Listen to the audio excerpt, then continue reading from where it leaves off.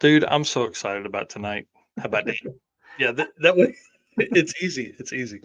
Man, I'll tell you. Okay. All right, you ready? I'm ready. Let's do it. Guys, welcome to episode 95 of the Drag Driver Pete Show presented by Summit Racing. Huge show tonight. Dude, I got to get a new phrase because every show is huge, but this one's a big one. We have Derek Putnam on here talking about Sick Week 2025. We have 850 update. I don't do we have like six different segments. We've got a couple of podcast dudes on at the end of the show. Like it's going to be busy, but the main thing I'm most excited about tonight is Mr. Rovic. Mr. Rajvir Ahuja is going to be on tonight. We're talking big block Oldsmobiles. We're talking like 11 second to 10 second to 9 second to maybe we're going to see some eights out of this car. I don't know, dude. I'm really pumped. I hope everybody is ready. Listen, get comfortable because you're going to be here. It's going to be a fun night. Mr. Eric, will you please hit that intro so we can do this thing? Yeah, let's do it.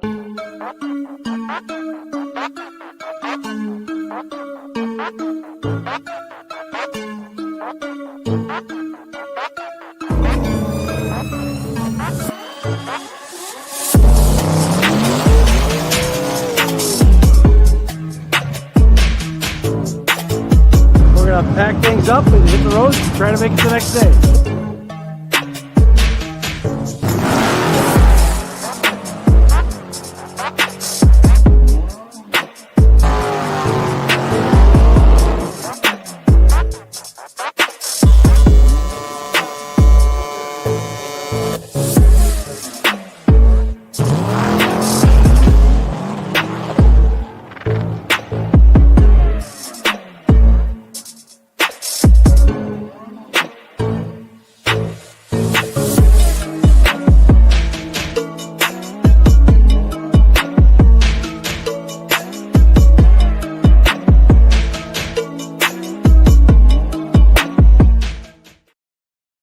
All right, guys. I hope you're as ready for this as I am. Like I was saying in the preface there, preface. I don't know whatever you call that. It's gonna be a big show tonight. Episode 95 of the Drag Driver Pete Show. My name is Mike Narks. I am your host tonight for this show and also the Drag Driver Pete News. So basically, what I'm telling you is we're live 3 hours a week talking about the news and entertainment stats and stories of the drag and drive community. My right hand man, Mr. Eric White. Introduce yourself. Tell them what you got going on, man. I am Eric White, your co-host of the show and news.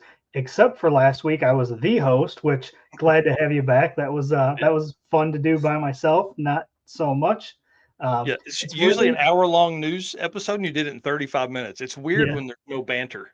absolutely. It was just like reading for the whole time, but it was good. It was good. Um, right hand man, everything drag driver Pete, the circuit related, artwork, photos, you name it. That's Yeah. kind of what I work on. And I have a list right here of some more artwork that I'm going to be working on, and I'm excited to start rolling that stuff out as soon as we get some more details on all of that. So, Yeah, it's going to be awesome. This year's going to be crazy. So Eric has been tasked with more fun stuff. So we've got a couple drag and drive events that are coming, and then also is working on another big event flyer. So it's going to be kind of cool, man. I'm excited. Well, guys, listen. If you don't know, we can't do this without you guys. I don't know if you knew that or not, but race car friends make the world go round.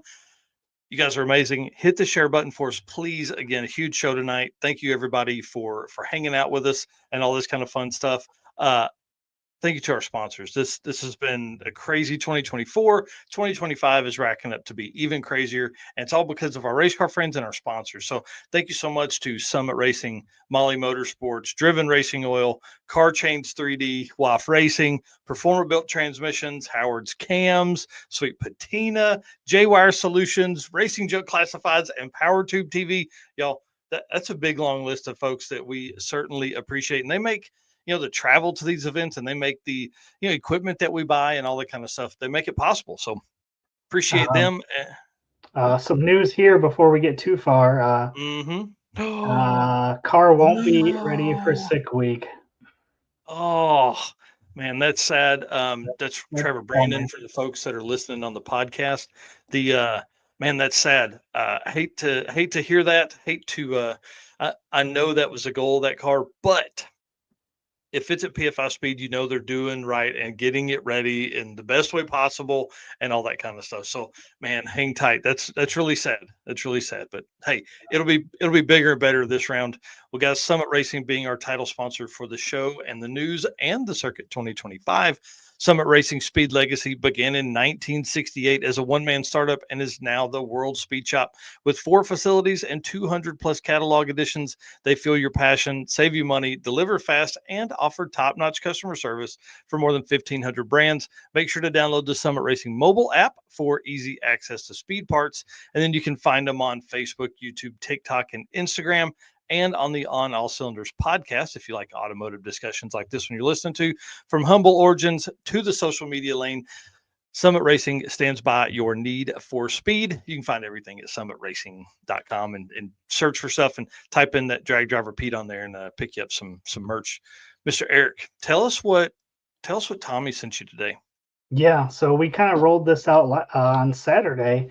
New segment here, the Summit Racing new product release. So we got a new product here, and actually we've got 2 products this week. So what we got here is add big power to your small block Ford with trick flow, twisted wedge, cylinder heads, and intake manifolds at Summit Racing. So just a little bit about both of these here quick. The Twisted Wedge 11R227 heads have high flowing 227cc intake ports and CNC ported 56cc Twisted Wedge combustion chambers. The intake valves are moved away from the cylinder walls to reduce valve shrouding and significantly improve flow at a high valve lift. The relaxed 11-degree intake and 13-degree exhaust valve angles reduce chamber volume for improved compression and efficiency, and provide extra piston to valve clearance for high lift cams. These cylinder heads work with stock pistons and lower lift cams, as well as the Twisted Wedge specific pistons with cams up to a 600-inch of valve lift. Fit Ford 289 and 351 based engines and are available fully assembled or as bare castings. So that is the heads. The intake manifold. Those look kind of like LS heads. Is that because Yeah. they copied the design? Oh boy. Oh Let's boy. start stirring it up already. The intake manifolds here, they are for 351 based engines, have the most dimensionally accurate port match possible with the Twisted Wedge 11R227 heads. The manifolds feature a spider type single plane design with raised plenum floor, CNC competition ported runners, and a 3,500 to 7,500 plus RPM power band. Let's go. Streetcar stuff. Yep. The carburetor manifold has integral bosses for adding nitrous and accepts Holley 4150 style square bore carburetors. The carb style EFI manifold has custom machined fuel injection nozzle ports that accept standard Bosch and Siemens type fuel injectors. So this is your Summit Racing new product release. These are now available at summitracing.com. Yeah, small block Ford stuff we don't talk about as much. You and I are both LS guys, so trying to give some of that SBF folks some love. Guys like I don't know, man. There's a ton of small block Ford people. Used to be Devin Vanderhoof, but he's gone big block Chevrolet, and he goes real fast. I'm just saying. But also, you can find, I talked about it earlier, you can type in drag driver Pete in Summit Racing and pull up straw hats. You can also grab t-shirts or hoodies. I would advise a hoodie if you're going to Sick Week. They're talking like 30s at South Georgia Motorsports Park. So get ready and get warm while you're down there. So that's exciting. So do that while you're in there, while you're adding that. And then, guys, we're down to the last few days here. For folks that are watching this after January 18th, you no longer get the reaction time special, which is a $5 discount, drag driver Pete decal pack, and free shipping on what I'm going to call maybe our first really cool design that we've done under the drag driver Pete brand. This is my favorite motif for restaurants. Love this. Race car friends are shining bright in the sky there. So I'm really pumped about this. This is a big deal for us. And guys, we're running right into the last few days of this special here. So after this, I mean, it's going to be $5 more. You're going to pay, I think it's like $7 for shipping. So I mean, that's a $12 savings there, plus the Stickers. decal pack, which would be at least 10 or $12 worth of decals. That is right. So Yeah. yeah, a couple more days. Go grab those, and then on the 18th we'll get those orders going. Yep. And then when I get back, I'm going to ship those when I get back from sick week. So just be prepared for that. I don't want to hear nothing while I'm down there. I'm trying, I promise. And then Performer Built Transmissions want to say welcome to Ryan and the team at Performer Built into the show segments. They have moved up from a news segment sponsor to a show segment sponsor this year. And for the folks that don't know, the show is kind of like our flagship episode. So we do this 2 hours. We have guests on just about every week. And this is really like the long form show here. Now, our news obviously is still staying, but it does open up a spot if somebody wants to be on the news and sponsor a segment on there. We work with them to kind of figure out what would be best for, kind of what they want to cover, what we think is important, and all that. So excited to have them on. And, obviously, as the official transmission builder of Drag Driver Pete, Ryan and the team at Performa Built are just awesome dudes. Yeah, we got Bob Grover here saying small block Ford. And he won the Molly Motorsports toughest roadside repair, Yep. for the year. So he knows all about small block Ford stuff. Yep, Nick Schaff, one of the users of Performer Built stuff, and I can't remember Nick's shop name right here. I can see the logo, but I can't remember the name. So Nick, drop the shop name in the comments there. Circuit updates. I know we're going fast here, guys, but hang tight with us. Circuit updates. If you missed episode 94, then you missed Dustin Cottle and Lance Walker basically locking in the first race of the circuit. Now, this is a big deal because I'm not saying we gamble publicly, but you can gamble with donations that are made to the youth services of Tulsa by doing this. So what we do essentially, the first race has always been a big deal for me. I love doing that. That's what kicks off the whole event. And these guys are literally going to be in the staging lane ready, and we're going to be in the opening ceremony. They're the opening, driver meeting, and they're going to get right in the trucks and go down. So they're the first trucks. They're both 8-second capable. They've both been fast. They've both been to a ton of dragon drives. This may be the race of the weekend, really. And last year we raised almost $1,000 with Red Hat Scotty and Keaton Maxon racing side by side. Keaton obviously won that, and then they kind of battled all weekend back and forth. But this is going to be a great one. Dustin Cottle, who was on the show last week for episode 94, and Lance Walker. It's a big deal right here. A big, big deal. Yeah, it's going to be exciting. Yep. And then I'll run through this last one here. Red Hat Scotty and the Maxons, Keaton and David Maxon, they've done it again. Right. We talked about this last year when they talked me into the 650 index class, the circuit 650 index class brought to you by R&D Performance and Fab. Big shout out to Lance Strager. It's going to be a floating index this year. So here's how this works. This is kind of cool. You essentially, if you want to put your number in, say you run 646 on the money every time, that's what you got your car dialed to, right? You'll literally give Melissa, my wife, $50. You'll write 646 on a poker chip. You'll drop that in the bucket. Okay. If you don't want to participate in that and write your own number down, you will automatically get a 650 written on there. So let's say we get 9 people of the 18 that are signed up that want to kind of gamble with this number. Like there's still 9 650 numbers in there. So it's going to be really fun. And again, another interesting way for us to raise a little more money for the youth services of Tulsa, which is what we're doing for the circuit. Our goal is to raise $10,000. We're already over $7,200 because we take $25 of each entry, and AT Industries donated $2,000 to the cause. So hey, we could be at 10,000 out the gate with the first race and the 650 index stuff. So, anyways, okay. Yeah. Let's talk about fun, cool stuff. So thank you to everybody for the circuit stuff. I'm excited about that. Move us into the driven racing oil stuff, man. You got it. Driven Racing Oil is the performance engine oil that can do it all. GP1 is the ultimate oil for any race or performance application, whether launching hard at the drag strip and during the extreme heat of off-road and circle track, or pushing limits in top field drag boats and demo derbies. Winning racers choose the GP1.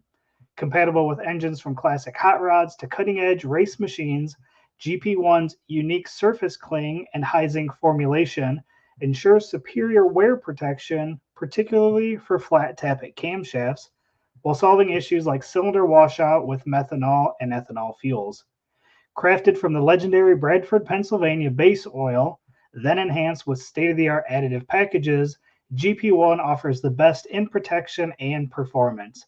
And you guys know drivenracingoil.com is where you go to pick up your oil or any merchandise, and social medias, Driven Racing Oil at Facebook and Instagram. Yep. And did you show the Fast Act Racing note here? I Guys are did. in there working again, man. Get at it. And then Nick Schaaf's thing, I'm sure you showed it. CNG American Muscle Cars. I could see the American Muscle Cars, but I couldn't see the letters in front. I'm excited for him. We're going to see him here in just a couple months at the circuit. All right. Yep. So you know the deal. Driven Racing Oil event stuff. So man, run us through the events that are upcoming. I will tell you guys we're going to move through this fast because Derek Putnam is backstage, and it's going to be hard for me and him to keep it at about 30 minutes. So we got a brand new event here added to the list for 2025. This is going to be a good one. Chad Reynolds of bangshift.com is hosting the One Lap Challenge at State Capitol Raceway in Louisiana. This is coming February 28th through March 2nd. So he's promising Cajun food and fun in just a few days before Mardi Gras. So that should be interesting. $375 to enter, 175 for what they are calling the Cajun Cruise, which is essentially our road week style. Yeah. Yeah. I'm excited about this event. I know it is quick notice, but the weather's going to be great in Louisiana. And it's put on by Chad Reynolds, who's been to so many events. He's, live streamed, I think, every Rocky Mountain Race Week. Like it's a whole big deal. So this should be pretty fun to watch him do this side of it for sure. Yep, and I'm assuming registration is open now for this, being that it's such short notice. Yeah, I would think. Obviously, you can message him for that, or go on there. I'm sure there's a link on the Facebook page or anything else, anywhere else. Yep. There's a website, but I didn't put it in the notes. Sorry about that. Yep. And our first event of the year coming up here in just 12 days, Sick Week 2025. We'll talk about this here with Derek Putnam in about 30 minutes, or at the 30-minute mark here, about 15 minutes of tonight's episode. So again, 12 days for the event to start, which means a lot of people are going to be leaving in 10 days or even sooner. So if your stuff's not ready, you better get to work. There's a lot of Canadians that are that are leaving, I think, next Saturday or Sunday, something like that. So pretty wild. If your stuff's not ready, don't turn us off. Just turn up the volume and get out there and work on your cars. Yeah, that's right. Up next here, 68 days until Kakalaki Run. This one again, Darlington, Rockingham, and Virginia Motorsports Park. So again, 68 days, just over a month until this will be their first event. So yeah, this is going to be nuts. I'm excited for the Klausners to do this. They've been longtime drag and drive racers, and I say it all the time. I love when drag and drive racers host drag and drive events. Absolutely.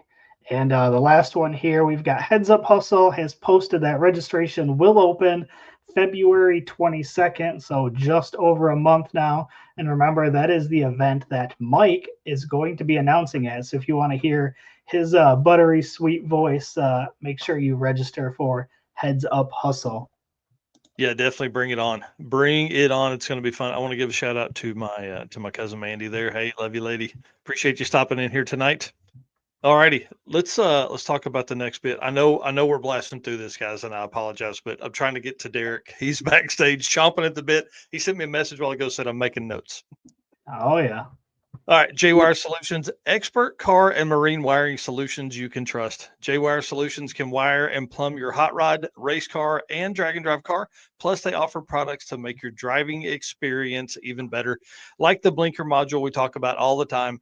This is a must for all drag and drive cars. The module will allow your rear turn signals to continue to function while the brake pedal is applied, just like your stock daily driver. This is a big deal when you're on a drag and drive and you have the aftermarket wiring harness. And when you turn your blinker on, it blinks and you hit the brake light and both your brake lights just come on and stay. So nobody knows you're turning while your brake lights are on.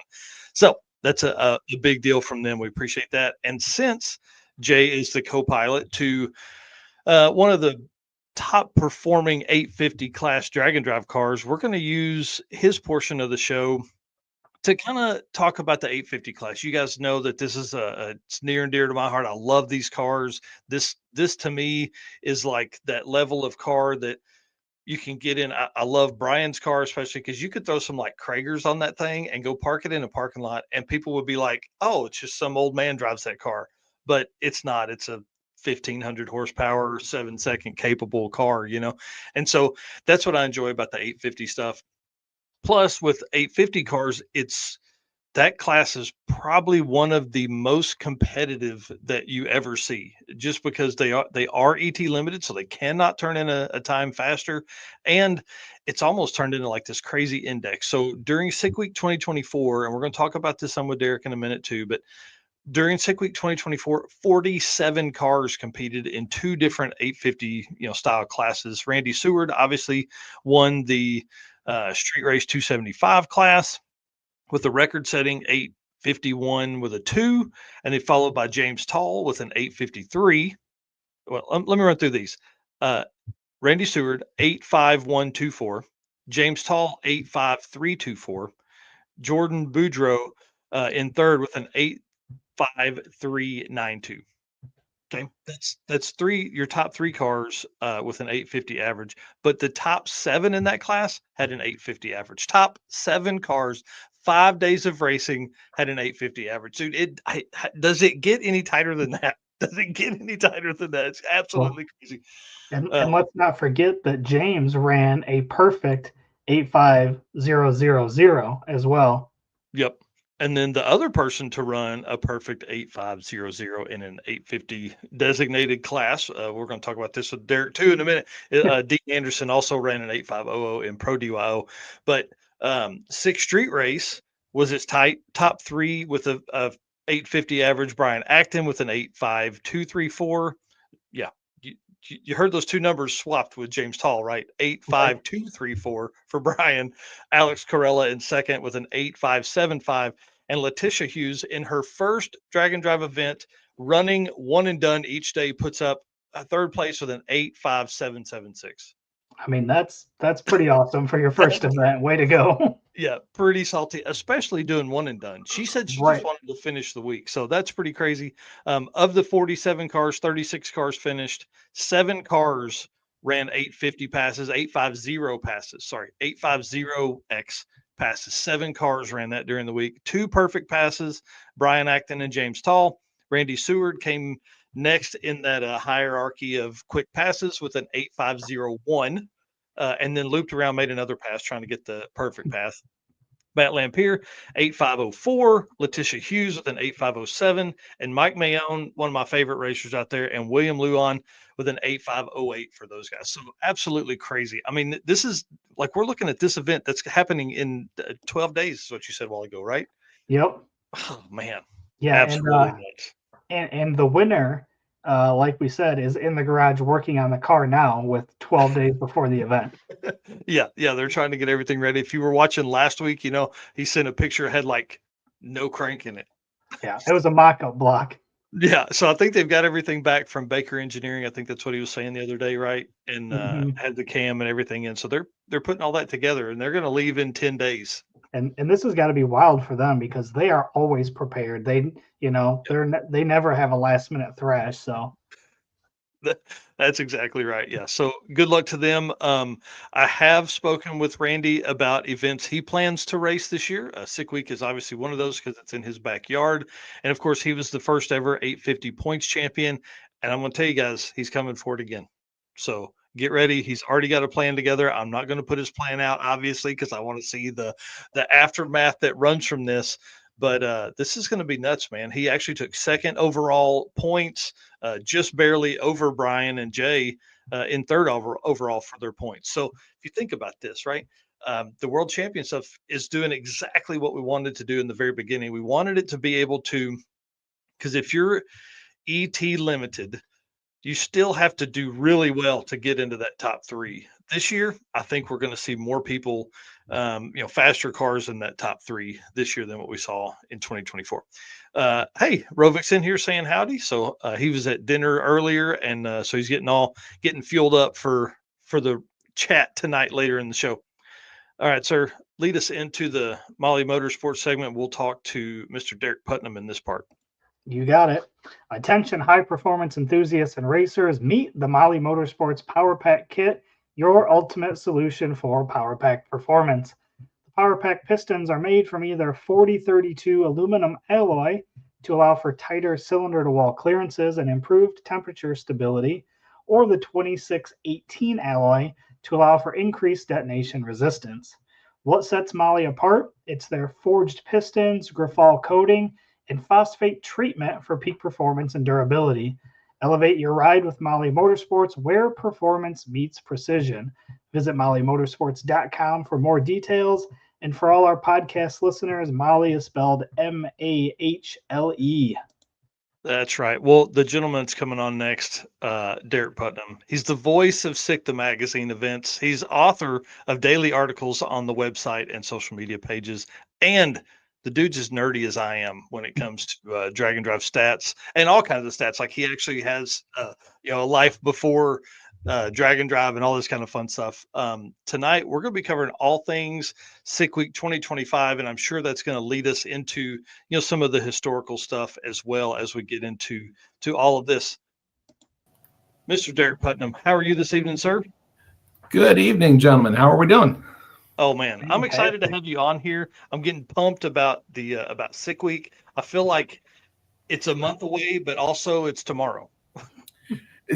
Yeah. So I actually, just so everybody's aware, we are 11 days, 10 hours, 32 minutes away from officially opening day 0. Yeah. You're not ready, are you? Well, no, I have enough people ask me every single year, like, how many days are left? It seems like almost everybody makes a post in the Sick the Mag group or on Sick the Magazine. And how many days do we have left? And it's become like my smart alecky answer to where I'm like, okay, here's how much time you have. So that's awesome. what we're into. Man, please take a second, introduce yourself. I mean, I don't think you probably need any introduction, but do it for us anyways. So I am Derek Putnam. I am the web editor for Sick the Magazine. Tom initially hired me to do Sick Week 2022. I have jumped on board full time with him. I have also taken on a role of doing some of the behind the scenes work on our 2 standalone new Sick events that we're going to do this year, Sick at the Rock in April and Sick on the Green at Bowling Green, where we actually have classes and rules out for those now at sickthemagazine.com, and tickets will go on sale in less than a week's time. Oh man, that's exciting too. Yes. So there will be a little bit more street flavor in that stuff than what had been previously, but that's a whole new venue for us. Thankfully, I have some great people on the team that have jumped on board to help us.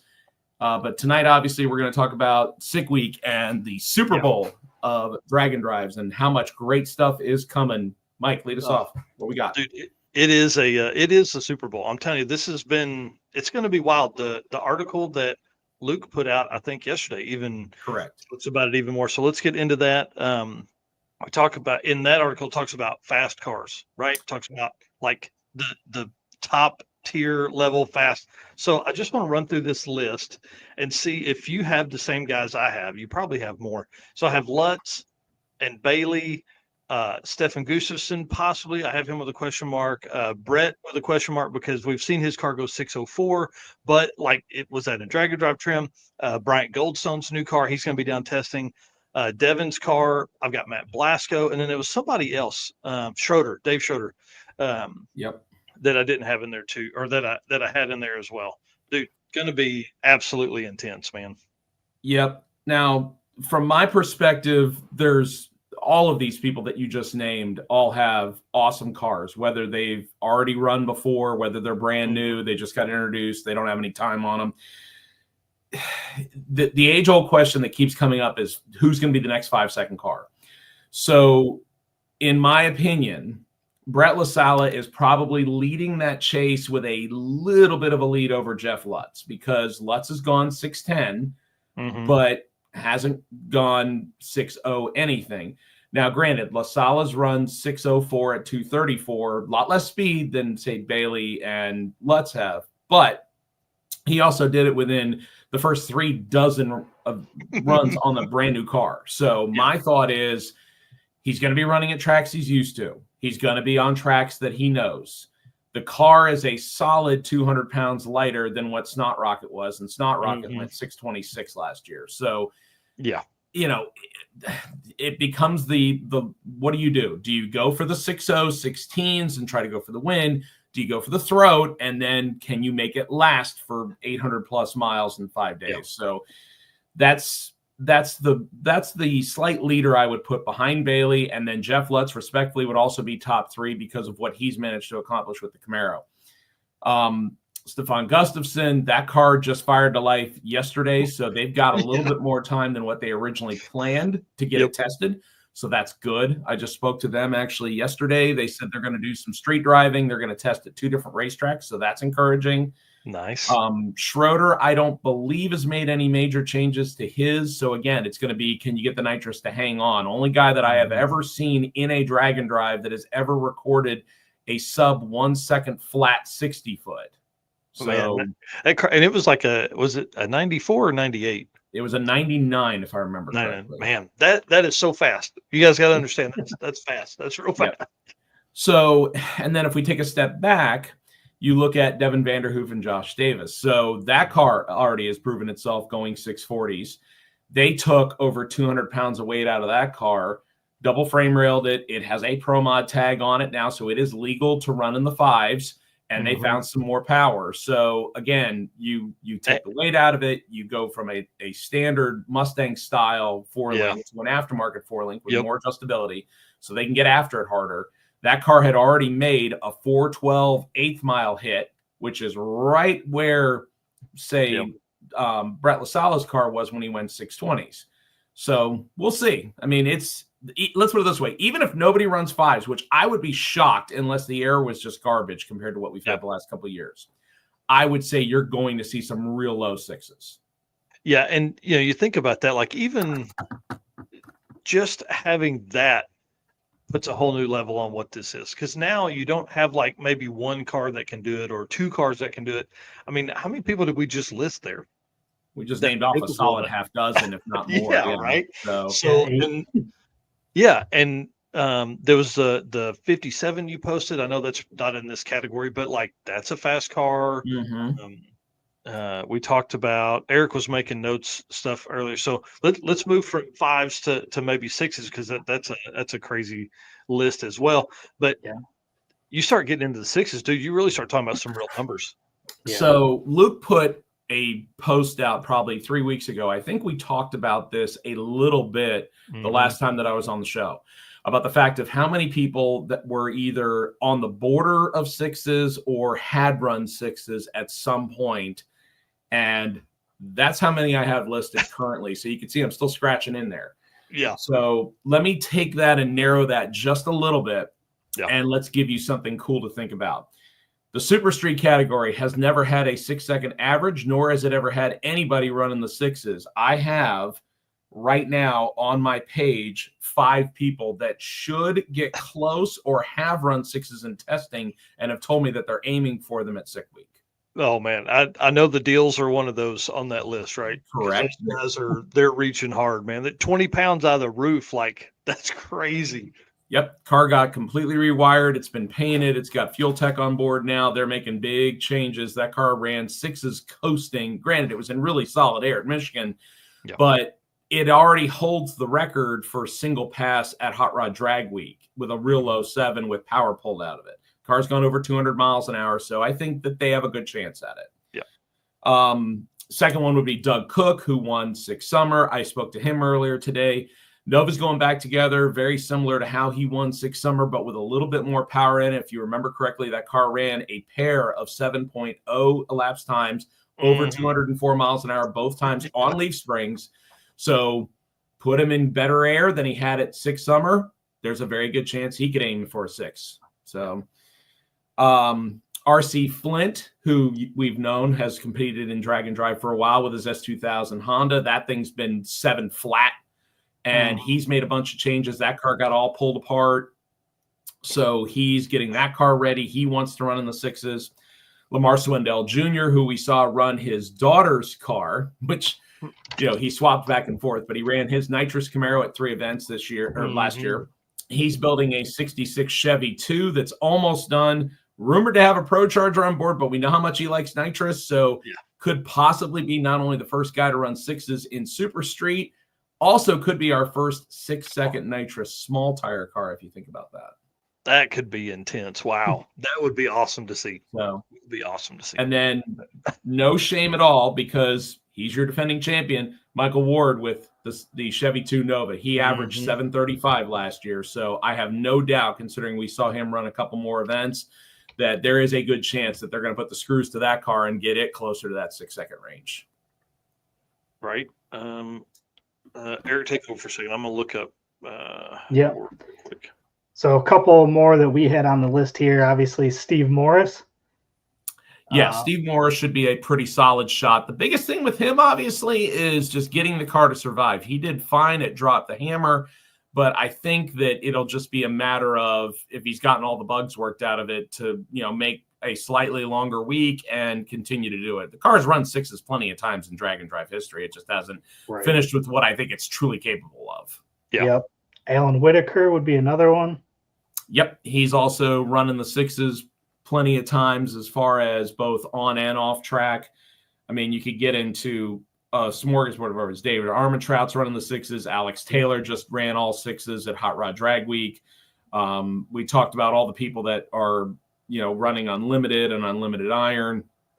Les Smith, who ran in the 6s during Hot Rod Drag Week. Glenn Hunter Jr., who ran 6s during World Cup, but hasn't done it during a drag and drive. But the car has power to do it. I would probably throw Craig Grubner and Sheldon Root into it as well, depending on if they show and what class they run, because Root has gone back and forth between Rowdy Radial and then running a 275 tire. I haven't gotten confirmation on which class he's going to run yet. Yep, that's a good one. And then Matt Moore was testing at Tulsa a couple weeks ago. That car could go pretty quick, and he's going to modified, I think, this year. Correct. He is. That was what we were going to. I was going to mention that during Rowdy Radial. He is our defending Rowdy Radial champ. He is jumping off the small tires and going on to 275s, and has every intention of trying to clock 6s every day. He just got his engine back, I think, yesterday or today. So he's already in thrash mode. And it also bears to be noted, the rumor that I've heard, I have not confirmed it yet. We did talk about this. Ed Enzer's car was on that 7-second borderline last year during testing in a bunch of places. He is rumored to possibly be participating in Sick Week. I have not gotten confirmation on whether he registered or not. So there's a 6-second pass that could make huge waves, obviously. Yeah, naturally aspirated. I was going to say the quickest naturally aspirated car in drag and drive history. Eric,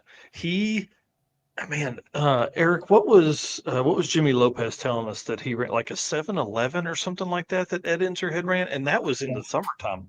I think so.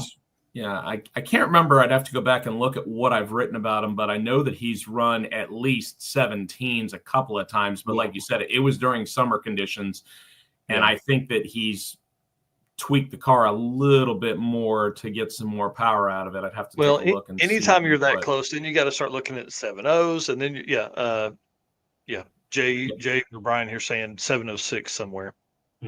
I got it. 702 at 191 with a 107 60-foot time in October at US 131. Come on, man, that's awesome. It's there. So right, and then one more name on the list for 6-second stuff. Did you see Nick Taylor posted just got his car back together? Yeah, I'm like, let's go, dude.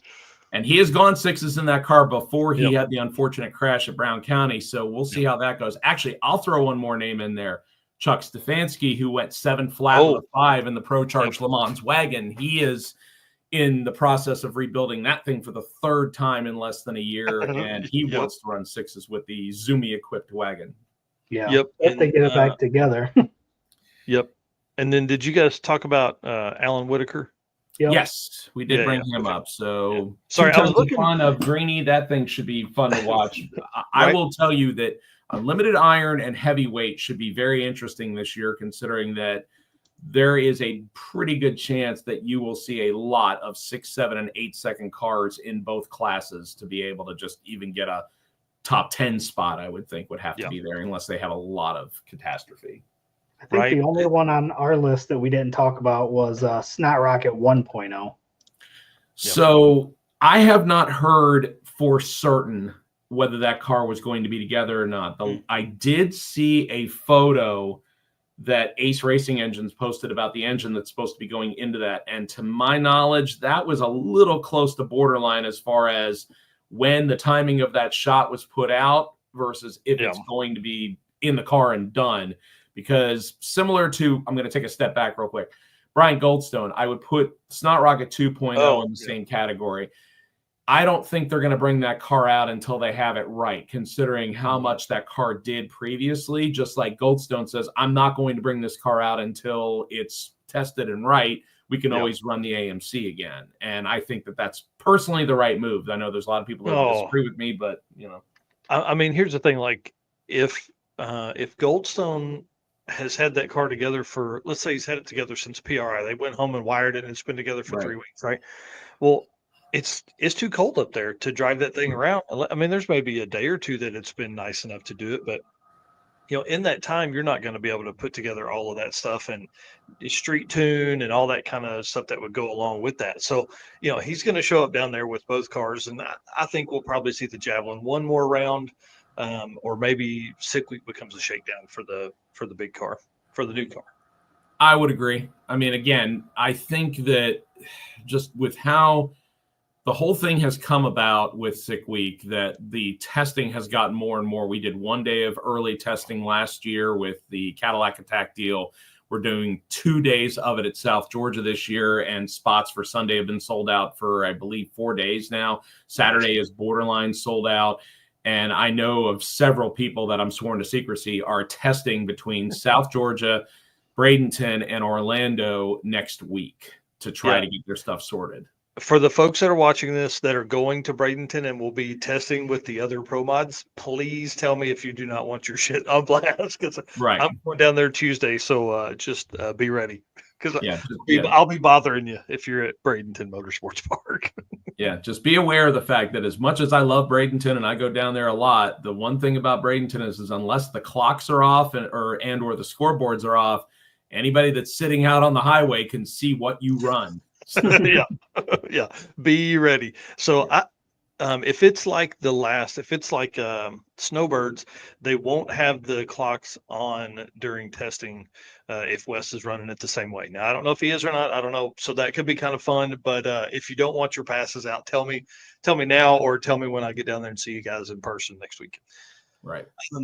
7-second cars obviously is kind of our next transition. I'll tell you, this is really kind of what's fun about the countdown stuff that we're doing every day is like the numbers keep increasing, right? So we went from like 20 people had like a 15-second time, and then we had 30 or 40 that had a 13-second average, total. And now today was the 12-second, and it's like 120 cars of Sick Week historical have a 12-second average. 7 seconds, I can't wait to get there. But I'll tell you guys, 38 cars have finished Sick Week 2022, 3 or 4 with a 7-second average. 38 cars in 3 years, dude. That's insane. That is nuts when you start thinking about it, especially when you look at your homework that you do every year and where the bump is for the quickest 100 averages for the year. Man. And don't get me wrong, I'm not saying that I feel like there should be more, it should be quicker.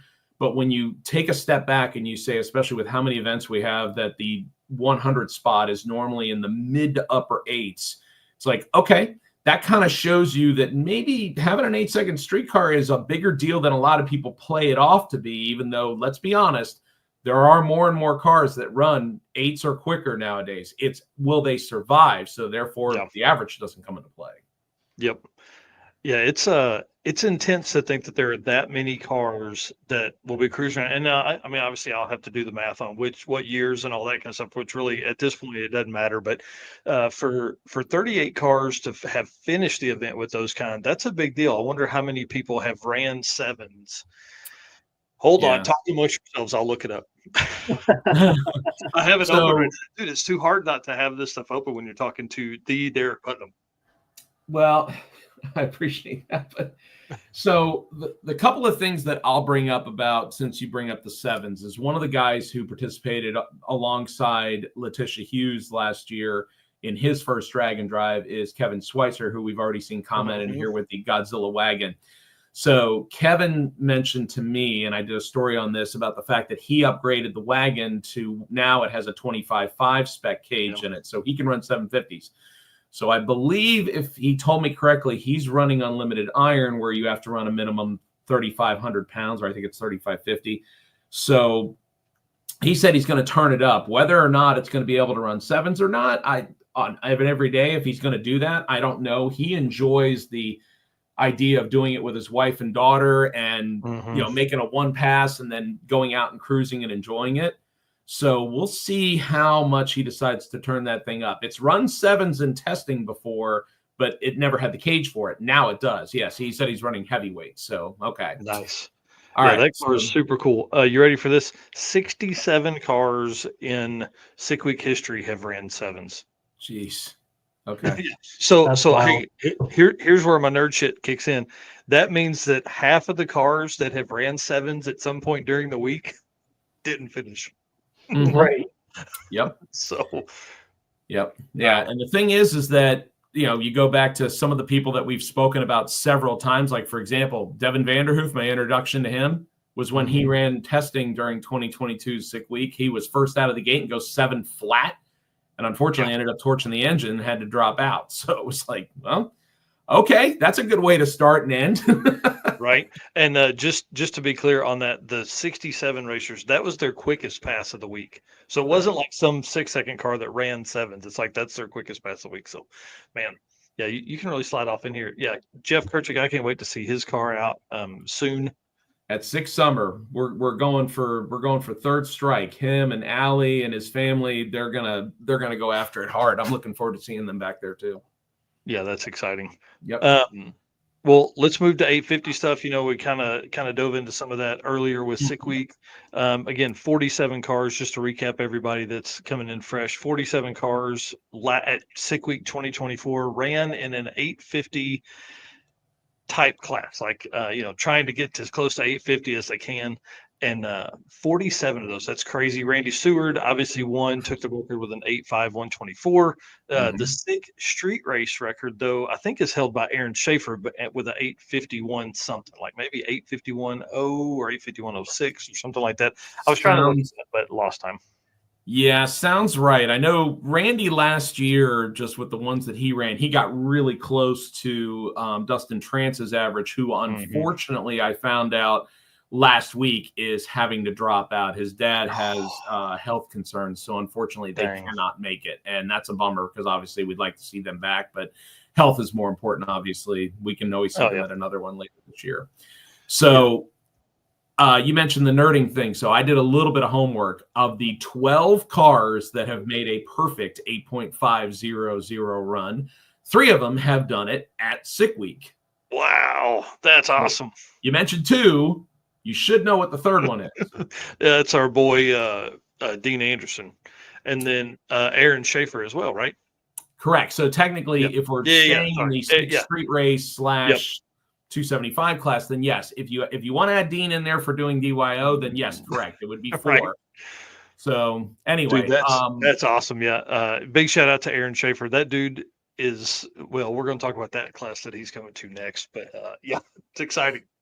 Yeah. So you've got a literal, dart throwing match that's going to happen and 6 street race and 6 street race 275 between Randy Seward, James Tall, Jordan Bedreau, who is probably going to jump out of it and go into Super Street because his car now has a 750 cage, but I have not heard for certain whether he's going to do it yet or not. That was debatable when the car was getting upgraded in cage.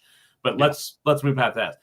William Luan, one of 2 guys that has won 2 Sick Week titles. He's coming back as one of 6 cars out of the Luan Racing Camp that's coming up from Miami.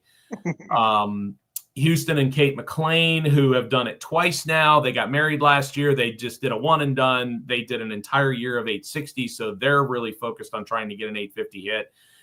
So that's just one category. Then you jump over into 6 street race. You already mentioned Brian Acton, who is getting his car back together. Alex Carella, who finished 2nd last year, I have been told is supposed to be running Rowdy Radial, but it is not confirmed yet. So we'll see if he decides to go back on the small tires that he has run 5-teens, 5-0s on before. So not sure 100% on that. So Aaron Schaefer, who has also jumped back and forth between 850 and 235 / Rowdy Radial. It'll be interesting to see what he gets into. So yeah, there's from what a bunch of names right there that are all possible to win for it. And well, and we mentioned Barry Cook. Thanks, Jeremy. Yep. Barry Cook, who also did really well last year and Yep. tore his car completely apart. Yep. And then I was just looking up Gabby Lujan. If she comes out, dude, I mean, she won Pro DY. Pro Dallarone is what I've heard. With her. an 859 average, like that. She don't play. And then Letitia Hughes took third place. 857. Like, man, that dude, there's so many racers that are capable of that. It's going to be crazy to see who all is there and who shows up and what they've got done. So from what I've been told, Letitia is dropping out this year. She's going turbo. And Gabby, I believe, is running Pro Dallarone again, the class that she won last year. But her car is obviously very capable of running an 850, so she may jump in with her dad. We'll have to see. Yeah, I mean, I think she would have been fourth in 6th Street Race if she had saying that. So like, she's capable, and they were looking for the lowest spread. So could she have turned it up a little bit and gone 5 zeros? Maybe. So yeah, Kevin definitely could have. Yeah, especially considering what she turned in, and like you said, her first number. So yeah. Yep. Man, wild. I can't wait. And so I want to stay on Pro DYO for just a second because I say this a lot, but I really enjoy the DYO style of class because it allows, if you don't have an 850 car like that can go consistent 850s, the 6th Street Race or 275 class could be kind of tough. So you still have a fast car, but say you have a car like Rovic that's, I don't know what's going to be with this new motor. We're going to find out here in a little bit. But, if you have like a 890 or a 950 car, are you better to move into Pro DYO or turn that thing up and try and go all out each time? But, pull off a full second's going to be hard. But like the Pro DYO gives you a really good opportunity to have consistency and make that your win, Yeah, I think that the whole idea of, what the one change that I've seen from Dragon Drives from the original Hot Rod Drag Week of single second in class integers or getting into a dial your own where you're going after your own number. Now, granted, we give you a lot better track prep than some do, so that does give people a little bit more confidence to be able to go after it. But I think it's kind of hard when you have the opportunity to dive into something and be more comfortable with your surroundings rather than shooting for 850 and knowing that it is a shark pool to try to get into. Right. All right. Well, let's move because, man, I didn't realize how late we got. About 5 or 6 minutes here. I want to talk about Rowdy Radial class because Blaine made a post the other day, and I was just going to look at it now. Do we know if he's running Rowdy Radial or is he moving up to a different class? I can go in. Well, the rumor that I have been told is that El Toro is coming back to Sick Week, and it is going to be competing in Rowdy Radial just like it was at Sick Summer. Okay. So I am not privy to the information of 100% that Blaine is going to be running the car, but I have been told that El Toro will be there.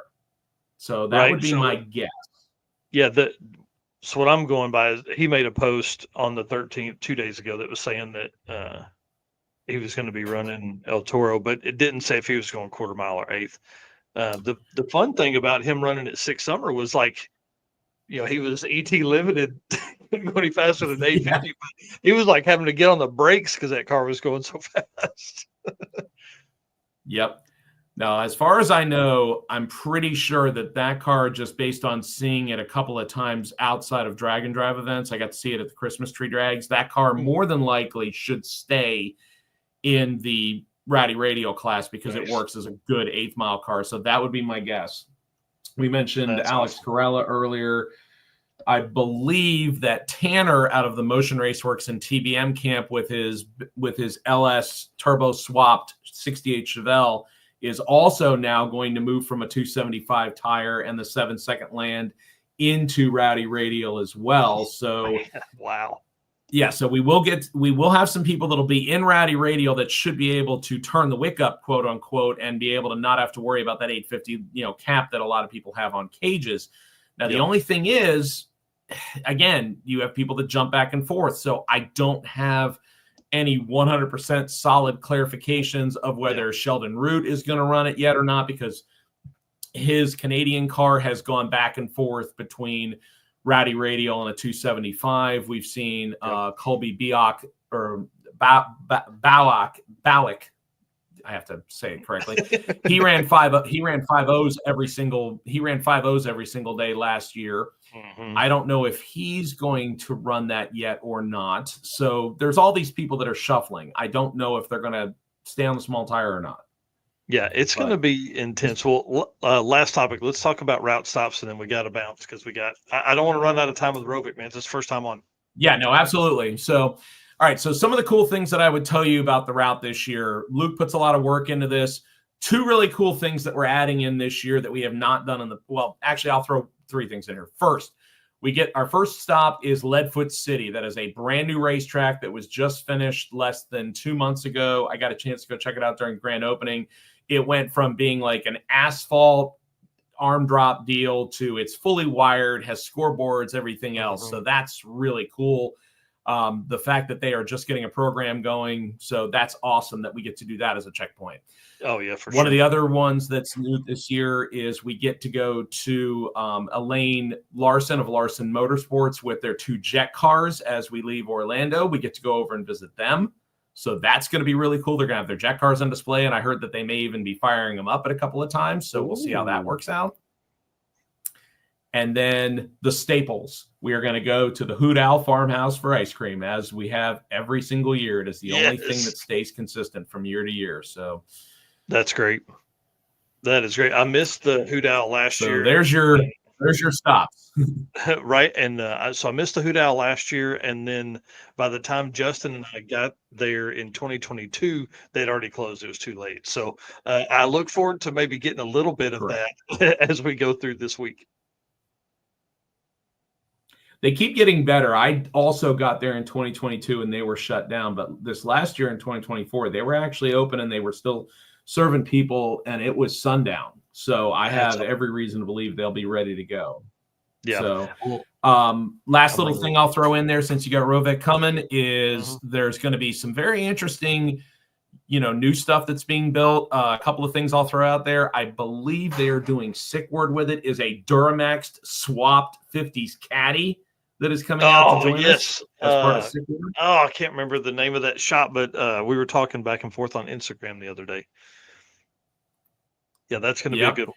And Joe and Rachel Haney, who have won a Sick Week helmet in Dial Your Own, they have gotten their Chevy truck fired up for the first time. I believe it was yesterday. There's a video out there of Rachel, basically squinting through the E85 while the thing was running on a very short exhaust. But they're thrashing on that blowing thing, into the firewall. Correct. Yep. So. That should be cool. That's the one thing about Sick Week is you come out there expecting to see awesome performances, and they're there, but then you also get to see lots of brand new builds, lots of crazy builds, and then it becomes who survives to the end of the year. So yeah, that's exactly right. All right, Derek, listen, thank you so much. Great job the last couple of weeks, last couple of months, last couple of years on all of the articles and social media stuff, man. You're an inspiration, dude. You're kicking ass, man. Appreciate it. I appreciate it. Look forward to seeing you guys in just over 11 days. Obviously, if anybody needs anything, look us up on social media. We look forward to seeing everybody at Sick Week, South Georgia Motorsports Park, January 27th. Eric, Mike, thanks so much for letting me come on. I appreciate it. Look forward to seeing you guys there. All right, dude. See you, man. Thanks. Man, what a fun dude, and I can't wait to hang out with him. And just so everybody sees, take a screenshot of this right now. This is the schedule for Sick Week 2025. So anybody that is going to be down that way at any of these tracks, please, you're going to see me running around with a camera. My goal is to get like 20 hours of footage that I'll never edit, but uh, we'll have plenty of footage if I ever get time. So these are going to be the tracks we're going to be at. And if you definitely see me, I will be footing it. So I may be riding with the Summit guys. I may be riding with Ted Woodman. I'm definitely going to be riding at some point with Jesse Fox at 3G Video during the week. Like, if you have an open seat and you don't mind giving me a ride, listen, I'll make it fun. I promise. I'll buy some snacks like a 9-year-old with $20 in his pocket. I'm dumb when it comes to that stuff, so it's going to be a blast. And then he'll fall asleep as soon as he gets in your seat. Oh yeah, for sure, 100%. I am a napper as it goes. All right, let's. Do you want to thank our folks? Yep, let's go for it. Do it. All man. right. Again, we've had tons of people in here. First hour of the show is done. Thank you, everybody who has made comments, everybody who's watching tonight, tuning in for episode 95. And of course, thanks to our sponsors, Summit Racing, Molly Motorsports, Driven Racing Oil, Car Change 3D, WAF Racing, Performabuilt Transmissions, Howard's Cam, Sweet Patina, Racing Junk, and PowerTube TV. Yes. Thank you to everybody that's doing that stuff. Also, gentleman's agreement. Here's the deal. I love doing this. Eric loves doing this. But it takes a ton of time, all that kind of stuff. And I'll tell you this much. The only thing we ask you guys to do is hit the like button and subscribe or follow wherever you're doing this at, right? So listen, we'll keep doing this stuff. You just do that for us, and we'll see each other on the next episode when we're moving through all of this fun stuff. And then Power TV. Oh, go ahead. I was just going to say, I don't know if you caught my line on Saturday, but it was, let's keep the vibe alive, like and subscribe. That's going to be my sentence there going forward.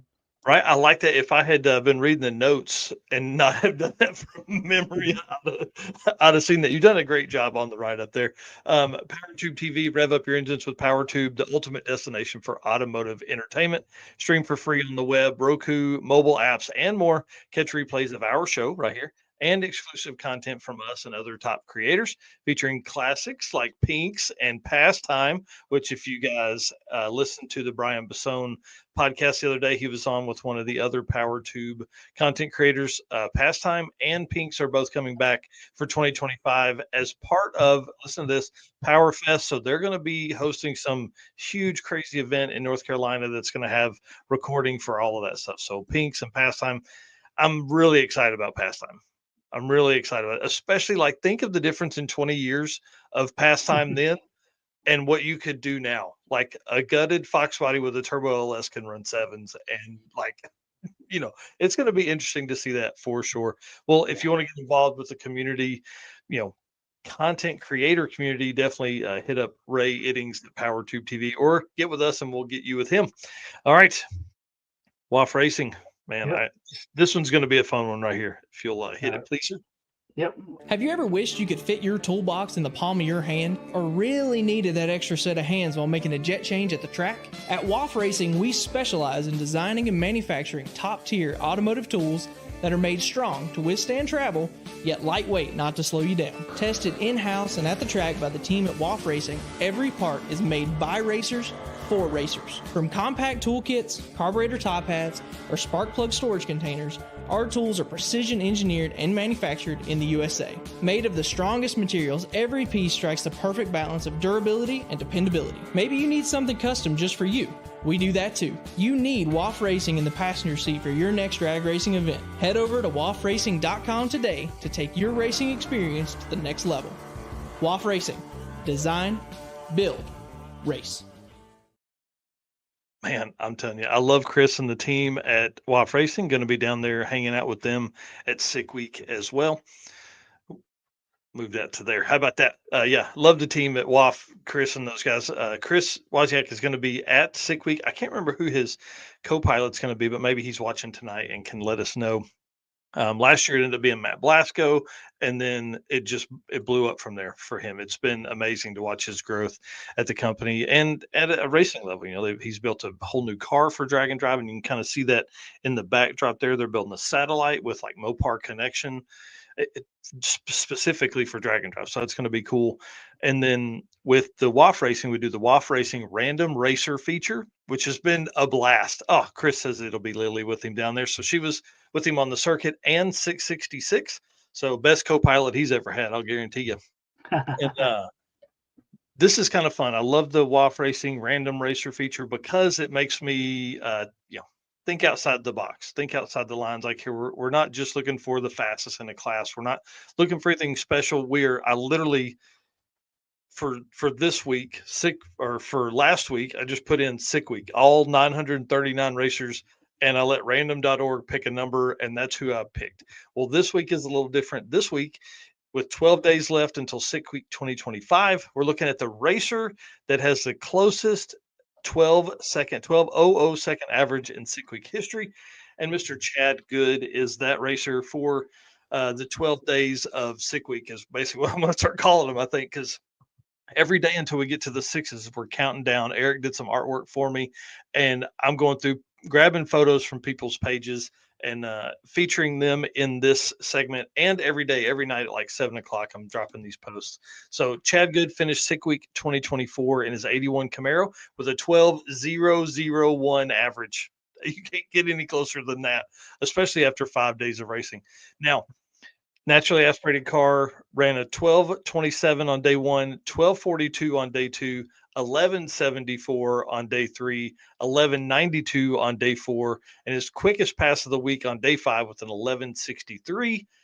So here's the stat that blows my mind right here. Of the 939 sick week racers in historical sick week, right?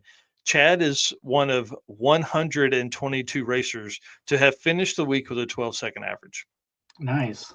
The reason that is important is because everybody talks a lot about the really fast cars, man. It's what we spent a lot of time talking with Derek earlier, right?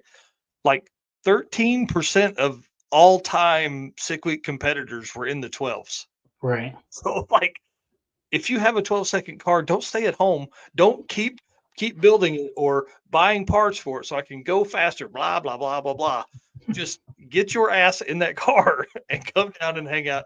Who knows? You could race for something like that. You could, with him being so far off between day 1 and day 2, he knew at that point he probably wasn't going to be close for DYO.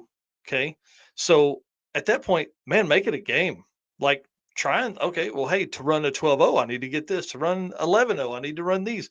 At that point, you're really racing against yourself, which is why we call at the circuit you versus you, because it is you against yourself, trying to get to a certain number. And like, if you look at it, other than, he kind of back and forth all week, but I guess he turned it up a lot on day 5 and went 11.63. So anyways, we're counting down each day until we get to 6 days out, and then I don't know what I'm going to do. I guess do 5s in the 8th and 4s in the 8th, because we've had several of those. But 6 seconds is as fast as we've gone. What was Nick saying there? He said it was cool to see Nick's Fairmont today. Didn't realize he was still golding that number 1 13-second spot. Yeah, it's pretty fun. He was yesterday, and then 14-second. I can't remember the racer that did that, and then we had a 15-second one as well. And what's crazy is, like I said earlier, there were 21 15-second averages, and then it's just continually increased. So I can't wait to see how many there are when we get to like 8 and 9 seconds. 10s and 12s have typically been our highest percentage of racers to have run in the last 3 years of drag and drive racing that we've done all these stats and things like that. So I'm excited about that. I'm excited to see the WAF racing team once we get down there. And again, big shout out to Chad Good, and I think he's coming back this year as well in the Camaro. So I had not heard back from him yet by the time I wrote this, but he still hadn't got back to me yet. So maybe Nice. much, but it'd be cool to see him there. And do you want to bring in Mr. Rovic, Mr. Roger? I hope you're here in just a second. Yep, let's hit this video and we'll be ready for him. Perfect. Hello, ladies and gentlemen. Harris from the Monoxide Podcast. Real quick, Howard's Cams was founded as a racing cam manufacturer almost 80 years ago when Howard Johansson created Howard's Power and Racing Equipment in 1945. Howard's Cams has always used on-track experience to design the most powerful designs, and today they have an even greater group of experienced racers in circle track, drag racing, road race, mud bog, and marine. They use all this input plus the most advanced computer software to design the most competitive race-winning products. From pioneers in drag racing and oval track to cutting-edge marine development, Howard's Cams is at the forefront of the industry. So make sure to reach out to our friend Luke B for your next valve train upgrade. All right. Well, before we bring him on, I want to talk just a little bit about this dude, better known as Rovic. Most people know him as that. Rovic from the Yukon is kind of the nickname he was given early on. 2022 was his first time to do drag and drive. But this guy, we're going to talk, like I said earlier, big burnouts, big block, Oldsmobiles, and man, really just he's done so many events since 2022 that he's really become like a household name. Everybody knows Rovic. Everybody knows the Oldsmobile. Everybody knows the kind of burnouts it does and all that kind of stuff. But he's also the first ever Road King, awarded the first ever Road King at the Drag and Drive Awards for driving 30,000 miles in 2023 to have his car at Drag and Drive events. Absolutely insane. And I think half of those or more, maybe 15,000 miles or something like that, he drove his car doing that. But you start thinking about the Yukon, like it's way over here if you're looking at a map, and Florida's way down here. So like for that to be your first event is pretty awesome. Sick Week 2022 obviously being his first event. So let's bring him on and man, just kind of sit and listen to this dude tell all the cool stories. Mr. Rovic, how are you this evening, sir? Oh, doing great, man. How are you guys? Man, I'm excited to see you, dude. Yeah, Hey, no, it's been I'll tell you this. Hang on. Let me move my. I don't know if anybody's seen this, but I didn't shave my beard today because I wanted my beard to be big like yours. I shaved mine yesterday, so Oh, you're catching me. yeah. Yeah. Well, man, I don't know if anybody knows this or not, but you have the best beard in all of Drag and Drive, I think. Oh, thanks. Well, let's Yours run is through pretty good, man. Yeah, it's okay. Compared to yours, it's okay. Yeah. I want to talk about like Rovic as a kid. I always go back to like an 11 or 12-year-old. Were you a car guy then? Yeah, pretty much anything with a motor, right? Dirt bikes, snowmobiles, even like BMXs. I know it doesn't have engines, but still doing burnouts and wrecking tires, right, from a kid. So it's normal. That's right, man. Well, I don't know, dude. You really kind of have taken on Drag and Drive like head first. So I want to talk about how you got there, but I want to talk about that in a few minutes. Sorry, I'm getting ahead of myself because I enjoy hanging out. I want to talk about Driven Racing Oil and WAF Racing and how you end up like just kicking all that ass and getting these guys involved. I mean, you're like R&D for Chris at WAF, and then Driven. I'm sure you put the beans to those guys, and you helped them a lot too. Oh yeah, no, they're a great bunch, both of them, Chris at WAF and Bill at Driven Oil, right? Like he kind of, well, I went up to him. That's when I first met him. I didn't know his involvement in them, but we went over there. I was at Drag Week in 23, I think it was. Is when I first went over to talk to him about his oil, So and then we kind of stayed in touch, and then found out, he was also an Oldsmobile guy, so we're Oldsmo Bros, as he calls us, right? So and then we hit it off, right? And I had lots of questions about the oil because I've always heard about it, but couldn't get it, not available around me. And then since he was there at Drag Week, I got to pick his brain for a couple of days, and it was great, right? So yeah, he's so smart. Like if anybody has been around a little bit, he's called a tribologist. I keep trying to get him to come on the show and tell stories, but man, those guys are so smart.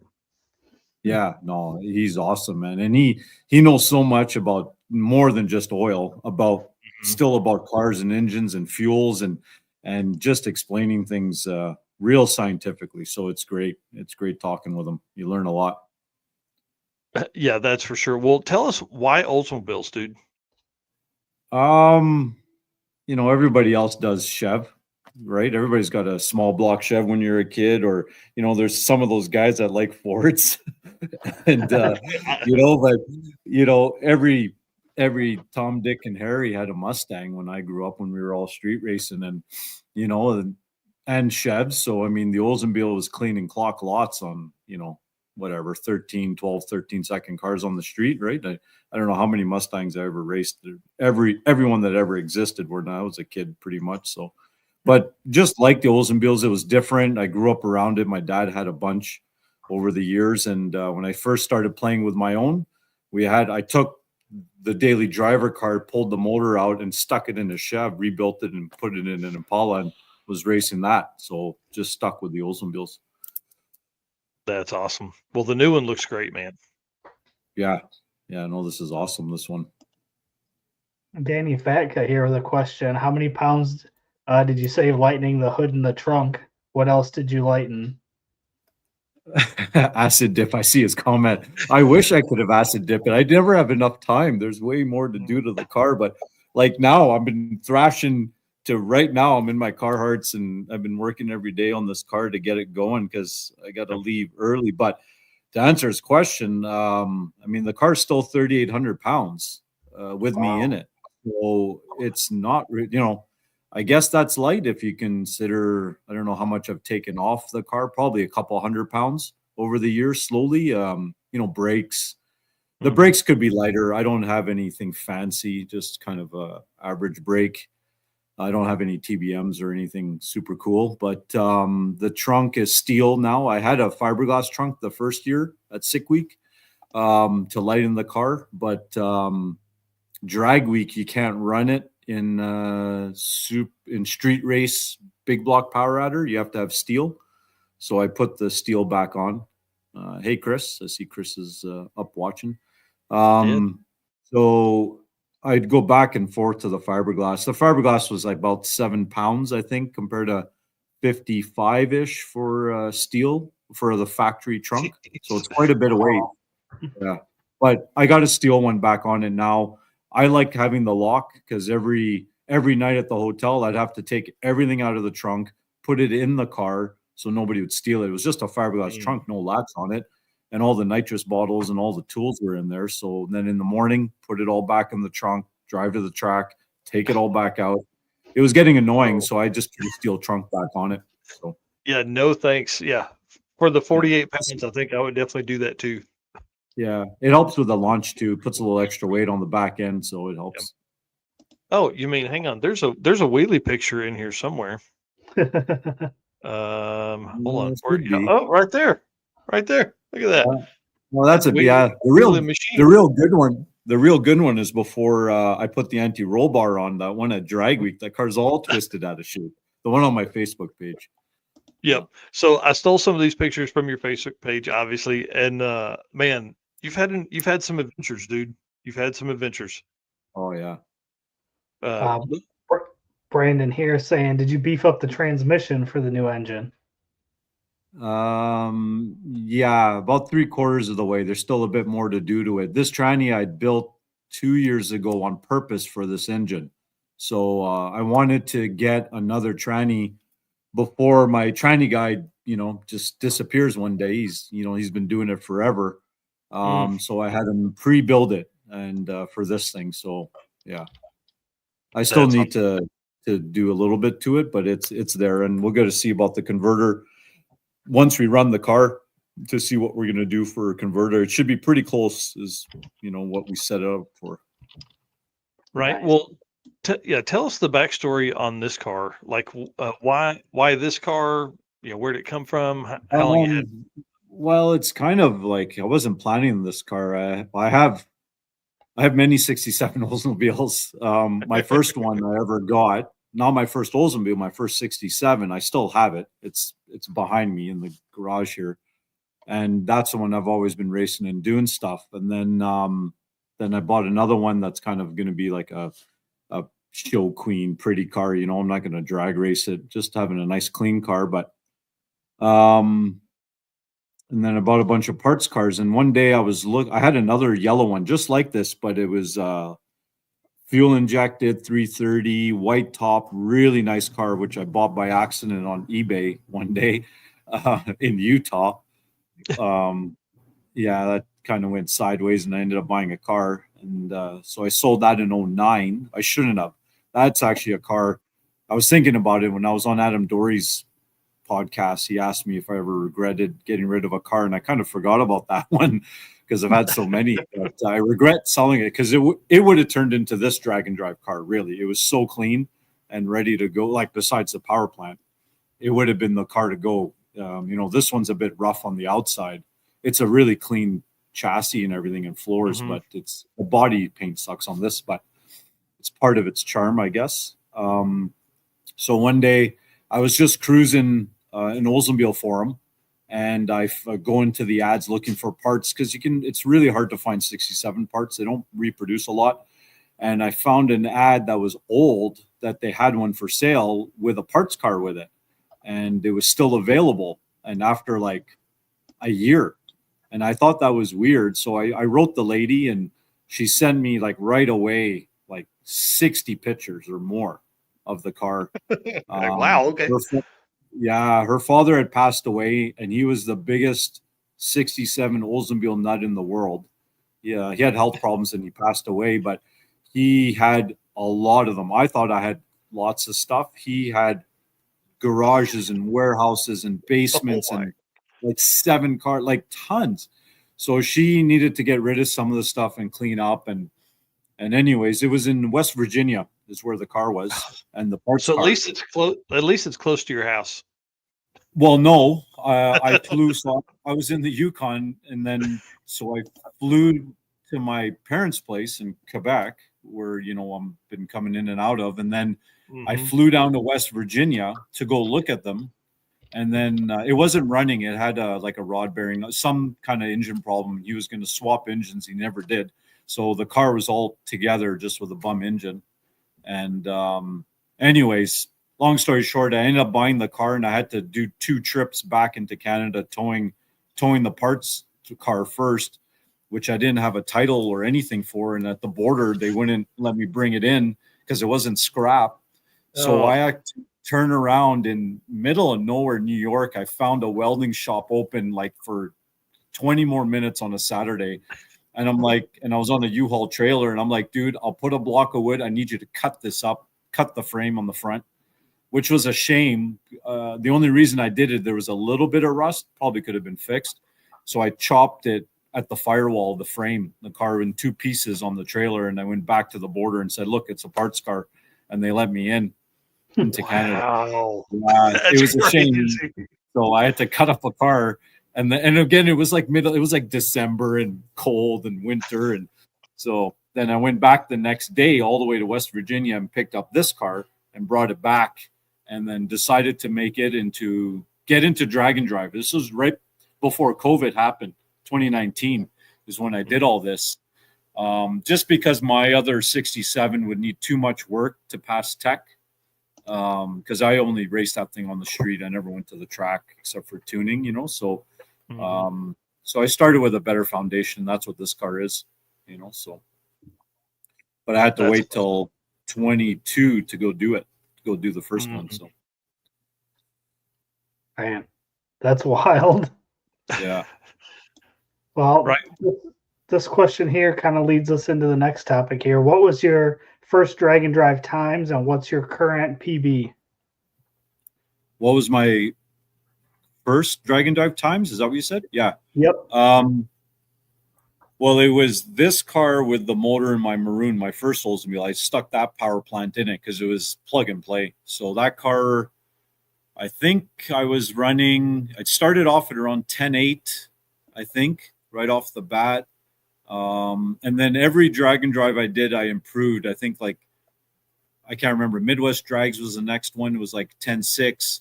Then I went like a 10.4 and then a 10.1. I think I did, 10.4. And then I changed the engine, same transmission, same diff. And then I went to 10.1 and 10.0s. That was like for 7 drag and drives. I was going into the 9s, which I was inserted for until last year. So the car would go like 990 something, and I'd slow it down to 10.0. And then I got a cage last year, and then 990s. The best was a 963 at Valdosta last year at Sick Week. But I had turned the car down because I knew the air was so good, and I was in the Pro DYO, right? I was fighting for first, second, third, and I knew right off the bat the car would go too fast, so I pulled out like a degree of timing, and it still went a tenth too quick right off the bat. Like, so instead of running, I was trying to do a 971. That was where I was in that zone. It went right to a 963, and you never saw somebody be so sad to run so fast before. Because like I saw the time slip, and I was like, oh, I was disappointed, sad. I was mad. I had to go do another pass, but it was my fastest pass ever, right? I never even paid attention to it. Like, it was a 6-0 pass in the 8th, which was crazy. It hooked like mad, So I think whatever, but that was the best, was a 963, turning it down. I'm pretty sure that car would have went a 9. It would have went 955 that day, 957. Wow. If I would have like really 60-footed it, because I turned it way down. It was like only a 136 60 foot. It would have went like a 133, 130. Yeah, probably 133 and 150, 957. Right. So I had the notes. So and I didn't pull all of your other events just because I had sick week up. But first sick week was you finished your average 1094 in 2022. 2023 was like a 10-1, like you said, and then this last year 975. Dude, that's awesome. Yeah. I can't remember which event we were at, but there was one where you were. I think you made like 6 or 7 passes in like an hour. Yeah, right. Maybe in like 30 minutes. It was crazy. Yeah. But you were either too fast, like you were looking for hundreds or something crazy. I don't remember which event that was, but it was pretty awesome to watch. Maybe one of them. Summer. Yeah. What's that? Maybe it was 6 Summer or something like that. I can't remember. Yeah, that would have been one of them. I know at Death Week I did. That's when I did the 26 passes in a row. That was 3.5 hours without turning the car off. And I was again searching, like, because I wasn't certed to run. What was it, like 6? I was doing my license passes at the same time, so it was 640. So I went out, the first day it was a 641, like during Death Week. So when we were on the last day at Arizona there at Wild Horse, it went 639, 635 on like I kept turning it up. So 635 to do my license passes, 625. I had every tune, 625, 630, 635, and I couldn't go 640. It would go 641, or it would go 639. Like, I couldn't go 640 with a something. It would just jump on either side of it. And that's why I kept doing all those laps, because I just wanted a 640 with anything, just to whatever. So, man, think about that. Like, how do you build a car that's got the consistency to make 26 laps in 3.5 hours, never turn itself off? Derek's the comment. Yeah, pretty much. Well, we call it, you lap it or scrap it. Like, that's what the name of the class should be. You should have a hot lap class, But, yeah, for sure. How many passes can you make? You got to be quicker than 10-0 at least. I don't want a 15-second car trying to hot lap. That's easy, But yeah, right. You attribute it to a really good engine. So that motor is a Bill Travato motor, like this new one currently is, and man, he's one badass mofo. If you want to see a motor, there's like, you get on, everything on the internet, and there's forums on YouTube, not YouTube, sorry, Facebook. Everybody wants to trash everybody about building something, but the proof's in the pudding, and it's not just my car.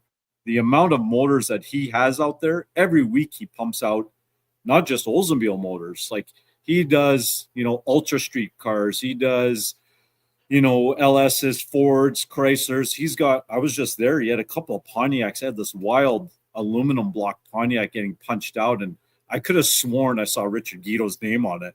He denies it, but I think I think he's got something brewing. He does. He does. Yeah, but yeah, so Bill knows a lot. Not just Oldsmobiles. He's the Oldsmobile king, but he knows about motors, and a lot of his motors at races do really well, and that's how you attribute to being a hot lap it and tuning it. We got a really good carburetor. So I get really good advice from Dale Kubik at CFM, and Bill Travato, and you do what these guys say, and you don't have a problem. And any 9-second car should be able to do what I'm doing. It's not that hard on it. Right. And then, you got the best carburetor tools there with WAF Racing. Yeah, that's been the game changer. It's actually, I'm setting up for sick week, right? And I haven't been taking good pictures and stuff because I've been working a bunch on the car, but I've just reorganizing all my jets and all my bleeds, and his kit's so much more compact and way better than me carrying these 2 big old plastic carrying cases, and the lids break open. And no, his stuff is just, it's way, way cooler. To answer, Chris here said car weighs 3,800 with him in it. Yeah. 3820 or whatever. And then Emily here saying, are you going to the Louisiana Lap It or Scrap It competition at the end of February? Yeah, we should. I should go. Right. And then I want to talk about this for a second. So Ed Hohenberg asking about pro DYO. So that was kind of the move, right? You were in DYO for your first couple of years. Now you're in the 9s. Yeah. How did you make that jump from low 10s to 9s? Like you had nitrous on the car. You talked about that a little bit. Like, have you gone up or has it always been a nitrous motor, or what's kind of been the progression? Since the Dragon drives, yeah, it has been. I never did before. So when I first wanted to get into it, I entered Drag Week 21 and I couldn't get across the border. COVID was still going on, and you had to have a good excuse to get into the States, and they refused me at the border. But I was looking at it and I saw that, like, to get into the Street Machine Eliminator, you had to be top 32. You had to be like 1050 back then.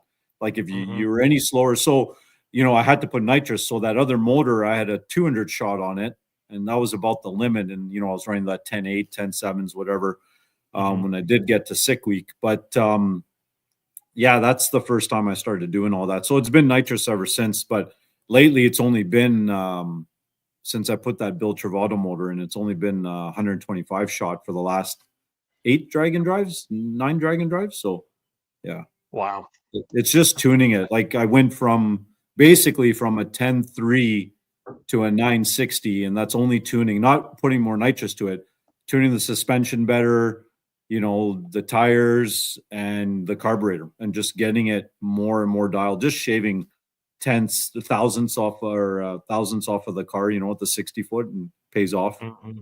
Yeah. So what's the next step? What's the plan for the car? Well, you might have saw some pictures already here and there. So got the new motor. It's been 2 years in the making. We're basically waiting for parts. The block. The block took the longest, almost 18 months to get. Now, then when it showed up, the next one was the crank. That was I think 11-month wait. They said they put me on the list. So January, I put a deposit down in January 24 for the crank, and then in June or July they called and said it's ready. So all of a sudden it just accelerated everything, and then the plan to have the motor ready for sick week 25 became a reality. Yeah. Wow. Man, that's I've been crazy. thrashing on it, and I started the car 4 hours ago. So Dude, enough time. That's just enough time. So yeah. are you in Quebec right now, or are you in the Yukon? Yeah. No, I'm in Quebec. I was out west. I went for work and I came back for this. Like, priorities, got to get the car ready, like some we have some friends, like, won't mention names, like Blasco, that are twiddling their thumbs and going around gallivanting to helping friends with trucks and getting airplanes and all that other stupid stuff instead of working on his car. But yeah, well, he's going to pay for that if he doesn't bring that car down to sick week. Well, I think him and there's some bets going on that he might not show up. I think you can get in on that. There's $100 that he won't show. So, oh man, ouch! I don't know if I want to take that bet, but I may have to. Yeah. Well, I know you talked on it. Right. Yeah. I know you talked about it a little bit ago, but what are some of the other cars that you have? 67 Oldsmobiles. Is there any other car to have? No. I mean, over the years I've had others. I mean, that's pretty much what I got now. Like I had a couple of first 2 cars were 272 Oldsmobiles, and then I sold those for the 67. I had some 68s in college I drove, and then some parts ones, and I still have them, but they're all rotted out now and just never got to them. And the rest are all parts cars. So, but yeah, it's that's pretty much it. I'm playing with the 2 cars I drive, and then the other 67 that one day I'll finish putting together. I had it painted about 2 years ago and just got to assemble it, but been distracted with this yellow one. So Nice. So what do you Saffron. daily drive? What's that? So what do you daily drive then? I got a Duramax pickup truck. I got a 6-liter LS truck that I bought that to learn how to, putting a motor together is all the same, but LS, and I thought I'd be cool and get a turbo and learn how to tune, and got HP tuners and a new laptop for it, and then got distracted. But I bought that to learn on that so we can just put Chinese turbos on our trucks and do burnouts everywhere, really. Nice. Like go figure. And then I also got you and burnouts. Yeah, go figure. And then I got a 99 GMC Yukon in the Yukon. You got to have a Yukon when you live in the Yukon. So. And that thing, actually, Blasco helped me tune that thing up too. We did a little tuning on that. So, yeah. And then what's this photo of here on the left? Is this your other daily driver? Yeah, that's the work daily driver, So yeah, that's what I was saying. I was out west, so I was out east with the airplane working in Quebec. That's kind of why I was spending a bunch of time here. I had my plane here, and then I had to move it out west. And then a buddy of ours, Blair Euler, he's a drag and drive guy, and his son is a drag and drive guy, right? If you guys know them, out in Alberta, and he needed a part, and I had it, so I figured what better way than to fly it to him. So yeah, that's awesome. That box is like, 1.5 feet by a foot, and that airplane, you can put a pickup truck in the back of it, right? So, and then I was trying to get to Lethbridge where Matt Blasco is, because I was going to give him the package, and my weather where I was pretty horrible. So I kind of went around and ended up my final destination. In that next picture you had, I got Matt Blasco to show up to come pick up the package. So that's Matt in his airplane to pick up Blair's package. So yeah, that's whatever, racer in need, right? Buddy needed a part, and I'm like, well, I'll just fly it to you, because in Canada, we don't really have roads that go everywhere, so you got to fly everywhere, really. So well, and we had this conversation with somebody the other day. Canada's gigantic, so it would take like two full days to drive it somewhere. It's 8 hours in an airplane. Oh no, dude, it's like, it would, to go coast to coast, it would take, or like from the northwest, like where I am, to the furthest southeast, it's probably 7 days, 12, 13 hour shift minimum. Like it takes me 5 to get to Quebec, and another 2. It's 7 days to get to Florida from up there. So one way. Yeah. Nope. That's too far for me. And all this white stuff that's on the ground, I hate that stuff too. So yeah, no, I'm out. It's all over like that. Yeah, that's out west, and where I am now, it's all snow covered and salt covered. Really, that's the worst. At least there's no salt there, but yeah. Man, that's crazy. Well, let us thank Performability. Or hang on, sorry, I want to talk about Bradenton before we jump into the Performability last segment here. You're going to Bradenton next week, right? Yeah. For the street nats, you're going to be in there. Yeah, that's right. Yeah, what car and class are you crewing with down there? Because I'm gonna come hang out with you. With Bill Travato in Ultra Street. Oh, right? Sweet. So, but because I haven't been able to run this car, I might enter my car in the 550 just to get some test passes. Like I'll be able to do at least 4, between test passes and qualifying. And if I qualify, maybe 1 round. So I might be able to get 5 passes on it before sick week, because it's a whole new setup. I have no clue what it's going to do, and I don't want to waste it at sick week. So that's awesome. That's cool, man. Well, yeah, I'll spend some time with you, because I'll be down there with Keith and the Pro Mod guys. So that'll be cool. Yeah. I'm hoping to get some testing in before. Like I'm leaving Saturday, so I'm hoping Monday or Tuesday somewhere in Florida, wherever all the testing is, or I know Mickey Thompson's got something. Because I won't be able to do this Saturday, Sunday that sick week's doing at South Georgia, because I'll be in Bradenton. So I was hoping to find something Monday, Tuesday to test the car at least. Man, that'll be awesome. That'll be. Yeah. I could see some. I think there's probably going to be some drag and drive racers down there testing at Bradenton early in the week. I hope, Oh, yeah. anyways. So I can see you Okay. guys. We're going to fly in on Tuesday, so I should be there Tuesday afternoon or evening, something like that. So Are be there you Wednesday spending the weekend. Are you spending the whole event there, like till Sunday, or just? Yeah. So cool. I mean, it's more information anybody here needs, but I'll be following Keith Haney around. Like I'm going to basically do a documentary of their pro mod trip for the Street Nats. So it's kind of Oh, exciting sweet. to do Yeah. that. Yeah, it's going to be kind of fun to be able to be on the line with, I mean, we're looking at like this may be the best pro mod race in history. So it's going to be Well, pretty intense. well, I was there at Snowbirds, and that was wild. Like, Oh man, 64 cars, like holy, for pro mods, I mean, and yeah. it was wild to watch. Yep. So Keith Goolsby is a good friend, and he races with the Midwest Series. And he was the first. He was the third place car when he made his pass. He was the first one to really make that barrier drop in round 4, Yep. and so he was third after his pass with a 362, and then by the time they got done with that, he was in 17th place. Like, Yeah. bro, Yeah. what the heck? So. Yeah, pretty crazy. All right, Yeah. Eric, do you want to do the performer built part, and then we'll move on with the Yep. the rest of the night.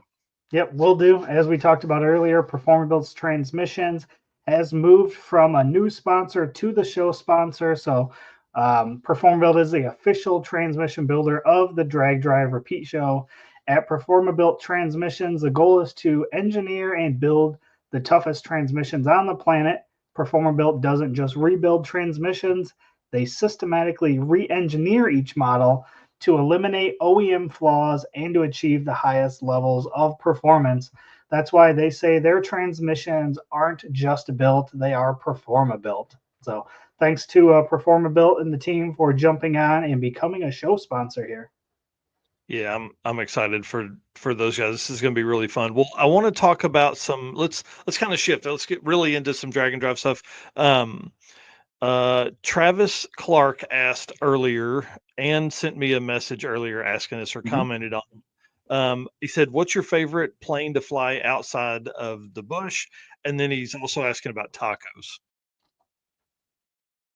Or sorry, that was Kevin Jackson asking about tacos. So yeah, what's your favorite plane to fly outside the bush?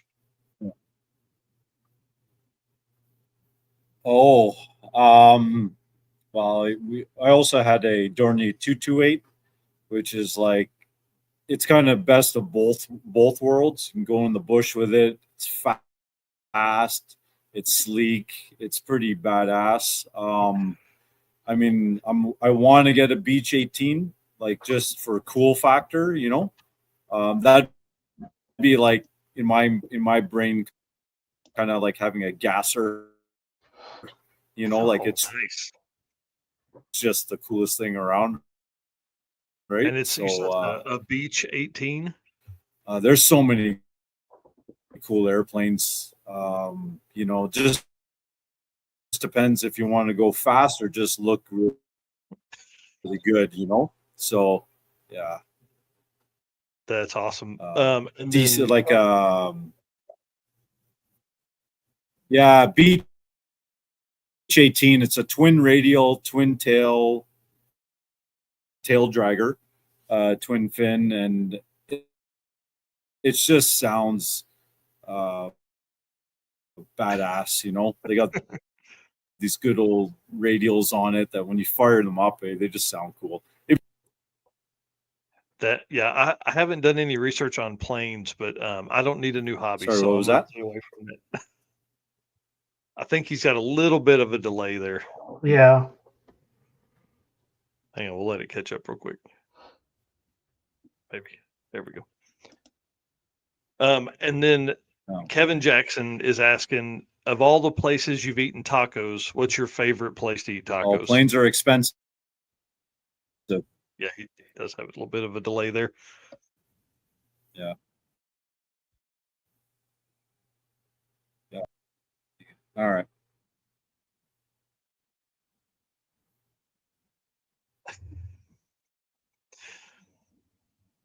Are we caught Oh up? man, I can't remember the names, but yeah, you guys got me now, or We're good.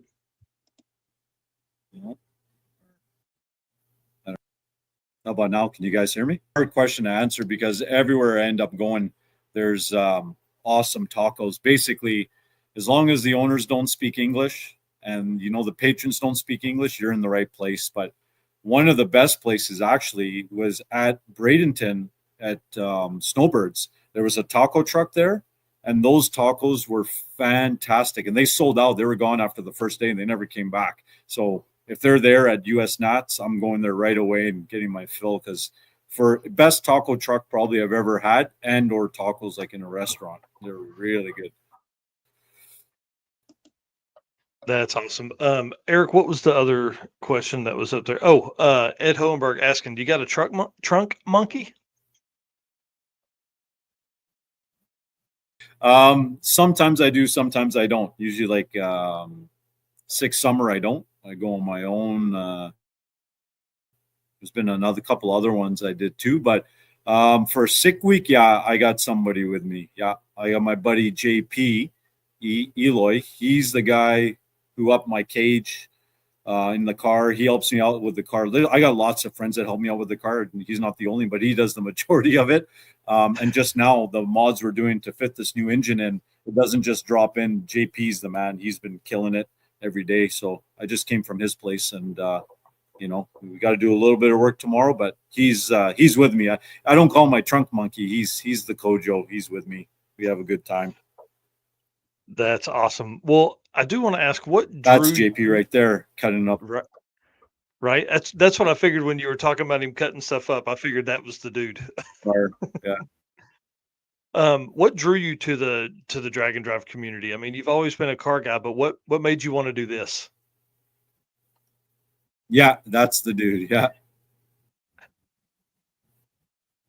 I mean, I always knew about Drag Week, right? Like growing up, you read in the magazines. In about 2018, I was out a big show in not Syracuse, but in Lake George, and it was about the same time Drag Week was happening, and it wasn't very far away.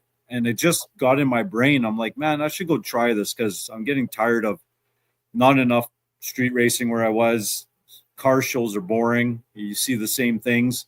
And I wanted to drive the car more because I was up north so much, or I'm always away. I only came back in the summer for like a couple of weeks, and I wanted to drive the car a bunch. And I figured what better way than to spend a whole week driving the car and to get to go to a track, because I love going to tracks or going to seeing any type of racing, street or track or whatever.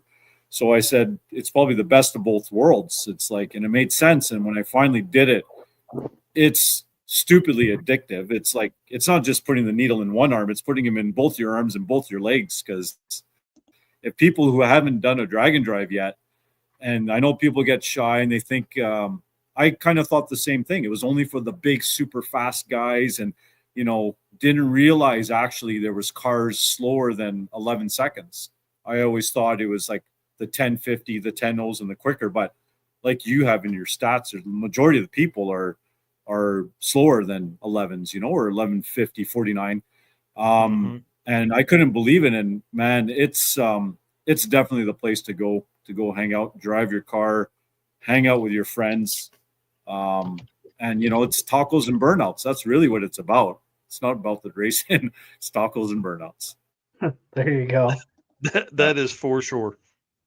Yeah. How many events have you done total now?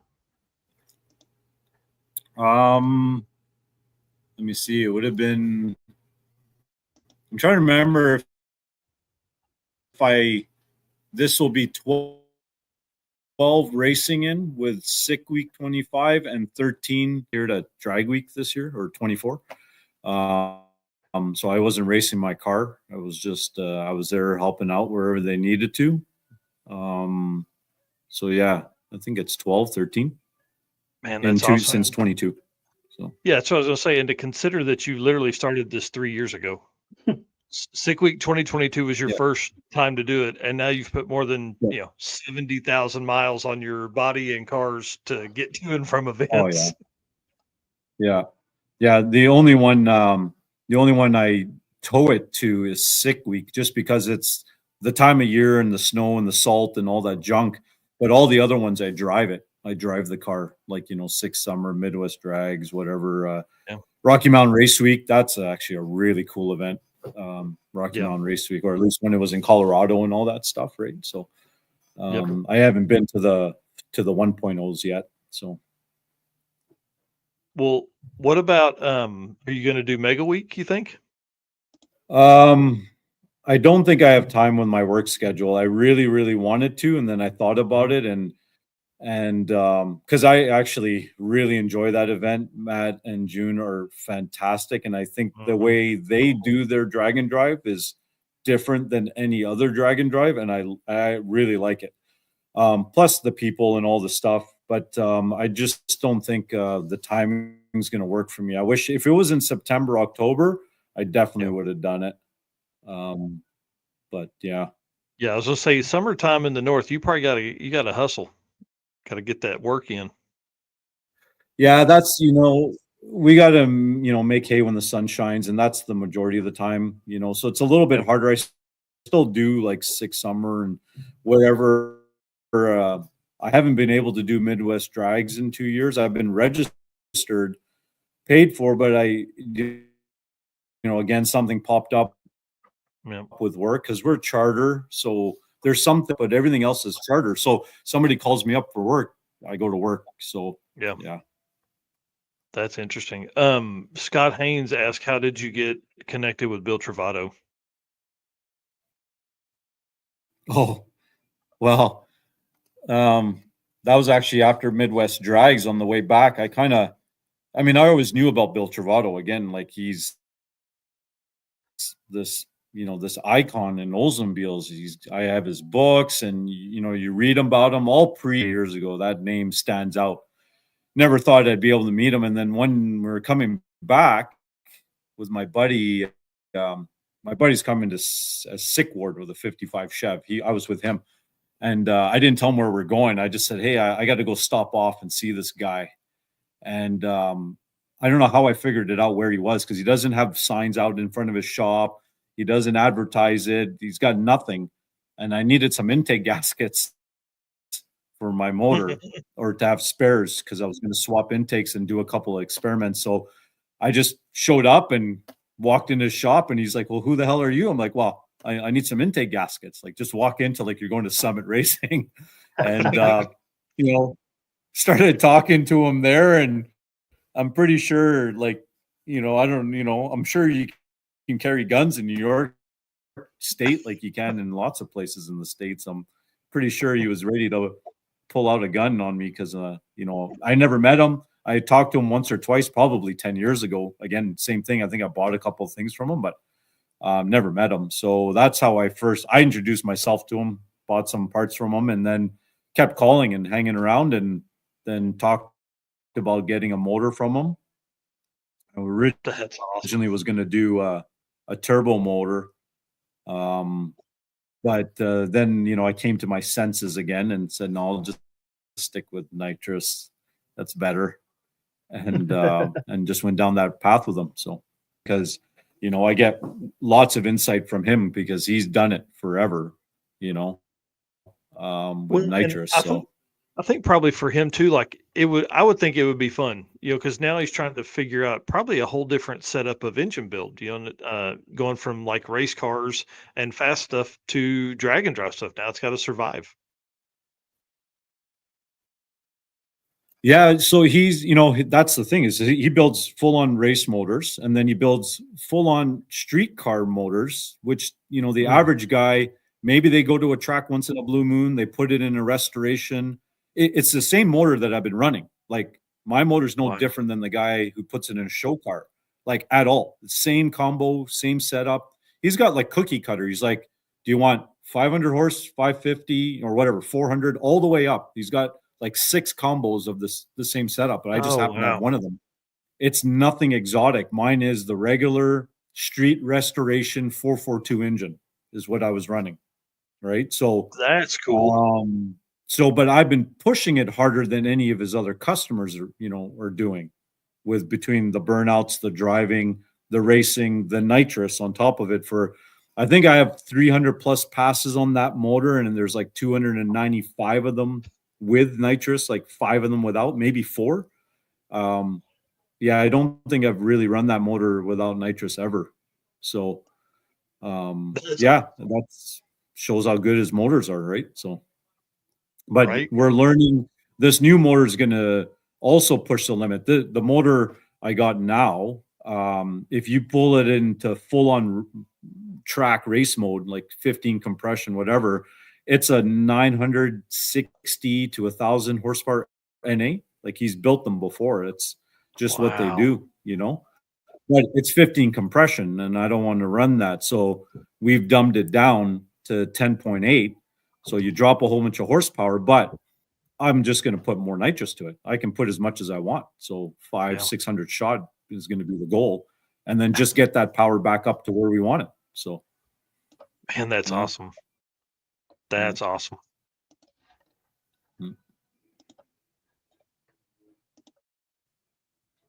Yeah, bucket list mob saying the burnouts, and the burnouts. That's for sure. Well, what's the plan for Burnouts are fun. 2025? Yeah, what's the plan for 2025? Well, for sure, sick week. And then I wanted to do, this is going to get a little tricky because, you know, Tom keeps coming up with fabulous events. And when I saw that he had, you know, 4 events for this year, that was like, man, you know, you're definitely going to make me go broke. I got to find a different way to make more money because I want to do them all. Like I'm going to obviously try to do 6. I'm registered 6 summer.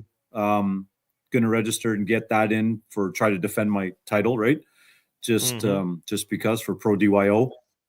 6 Smokies for sure, because that drive is going to be incredible. Like when Chris and Lily and I drove back from 666, we went kind of a long way back.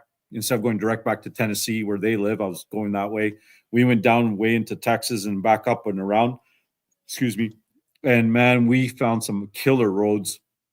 And then I've never been on Tail of the Dragon. I got a motorbike and I've always wanted to do it and never had the chance. So to be able to do it with the car, I think is going to be great. So 6 Smokies and the Michigan Miles one, like, I don't know, like, again, I kind of support the mag lifestyle and their events. I've been there since the beginning. So, and I've been to pretty much I have been to every one of their Dragon drives, not their other events.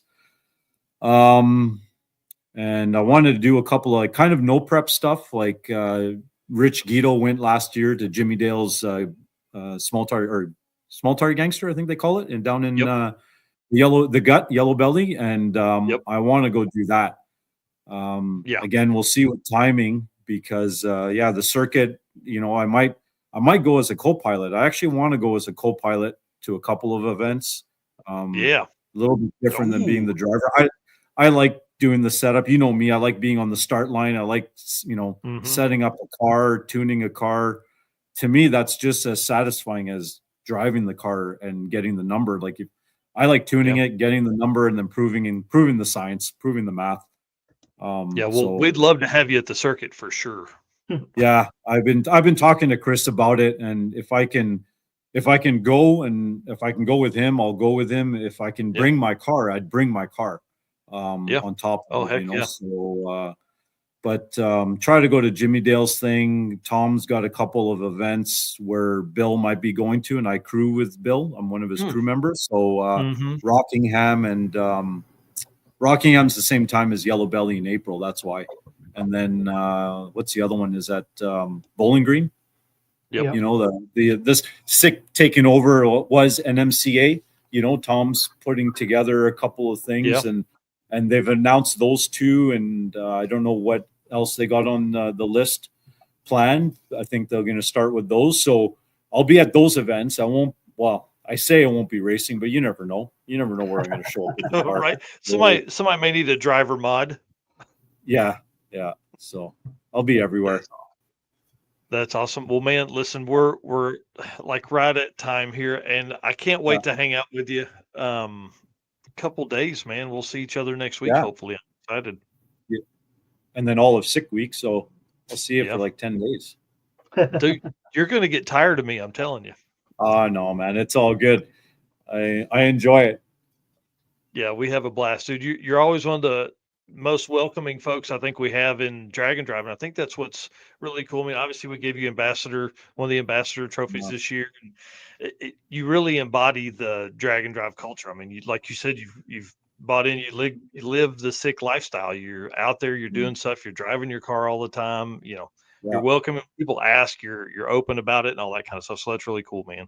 Yeah, we got to get more people in it. We just turn the whole world. Like drag and drive has totally turned a corner. I think like 22. I don't, Sick Week's probably the catalyst to it, because man, has it exploded. Like you went from 2, 5, 12 to 40, right? Like just overnight. It's awesome. You know? That's exactly right. Everybody it's been should be doing really it. fun to watch. Oh yeah, it's streetcar stuff, man. It's street cars. Like that's what we're supposed to do with these cars. Drive them on the street and have fun with them. All right, Rovic. Where else you can see? Yeah, right. Well, hey, listen, I hate to kick you out. You're more welcome to hang out backstage. We're going to talk to some guys at with another podcast real quick, and then Derek is still backstage as well, so I'm sure we're all going to hang out. You're more than welcome to, but I know you're wrenching on the car too, so don't feel like you got to. Yeah, no problem. I'm going to be hanging out listening. So. All right, man. Thanks again. I really appreciate it. And guys, listen, if you haven't done it, go follow Rajveer Ahuja on Facebook, and he's one of the coolest people you'll meet. That is for sure. Thanks a lot, guys. See you, man. All right, buddy. See you soon. See ya. Man, how fun. I'm telling you, that guy, I say it about most folks that come on here, but he's one of my favorite folks in Drag and Drive. That is for sure. Yeah, I like him a bunch. Well, the guys that are coming on next, this is a fun one. So, highly recommend this to any podcasters that are out there. Here's the deal. I'll tell you this much. Eric and I are busy as hell, right? We're always we're literally thinking about this show or the news or what to post on our own page, all that kind of stuff. Obviously with this, we focus 100% on drag and drive racing and racers and all that kind of stuff. But there are a ton of other automotive podcasts that are out there. And so if you are an automotive podcaster, and we got to do a better job about this as well, reach out to other automotive podcasters and ask, hey, what do you guys talk about? I've listened to these guys a few times, obviously since the conversation, but they message asking, hey, can we kind of have a little bit of conversation on your show? You guys come on our show, have a little bit of conversation. I feel like as smaller YouTuber podcasters, this is the way we're going to grow to that next level for everybody. So I want to bring on the guys, Josh and Jordan from Cars and Health Bars. Super cool name. Dig the name a lot. So guys, why don't you introduce yourselves and tell them kind of like, what the podcast is about and what you guys talk about and all that kind of stuff. Oh, Josh, you're muted. My bad. Yeah, my name is Josh Brown. We have the Cars and Health Bars podcast. We're proudly based out of Bowling Green, Kentucky, of course, home of the National Corvette Museum, Corvette City. We take great pride in that, of course, Beach Bend Raceway. And yeah, that's a little bit about me. Jordan, of course, take it away. You're muted also. Oh, it doesn't show he's muted. Maybe wrong sound setting. That's the way it goes for podcasters, man. Well, one of the conversations Josh and I had in email back and forth was, that you guys talk about drag and drive a bunch as well. So, Jordan, if you're ready, introduce yourself, and then we'll talk about some drag and drive stuff. Am I there? Yep. You are there. All right. Sorry. Yeah. So a little bit about me is I'm local here at Bowling Green too, and I've got a little bit of history working in automotive as a Ford tech, and then also I worked at a tuning shop for 2.5 years here local, specializing in LS Gen 5 performance, a little bit of Hemi, and even like an R8, a few other cars, So it's really cool to work in that environment. And I'm new to the whole drag and drive event, and I really like the idea of having street cars. True street cars, cars that you can drive back and forth to work, go out and do these events. Yeah, drive 1,000 miles, all that kind of stuff. That's that's the conversation we always had, right? What's a street car, right? Well, we all know what a street car is, a car that can do a drag and drive, no matter if it's Yeah. 300 miles in Yeah. 3 days or 1,300 miles in 7 days. It's about driving it and making passes every day and doing all that fun stuff. So, Yeah. so tell us what you guys drive. Well, I guess I might as well let the cat out of the bag on your guys' show. Hopefully, not too many of my listeners will tune in, but yeah, I've got a 2014 Camaro fifth gen, and I'm putting a torque storm on it. I'm looking to make like 800 to 850 wheel.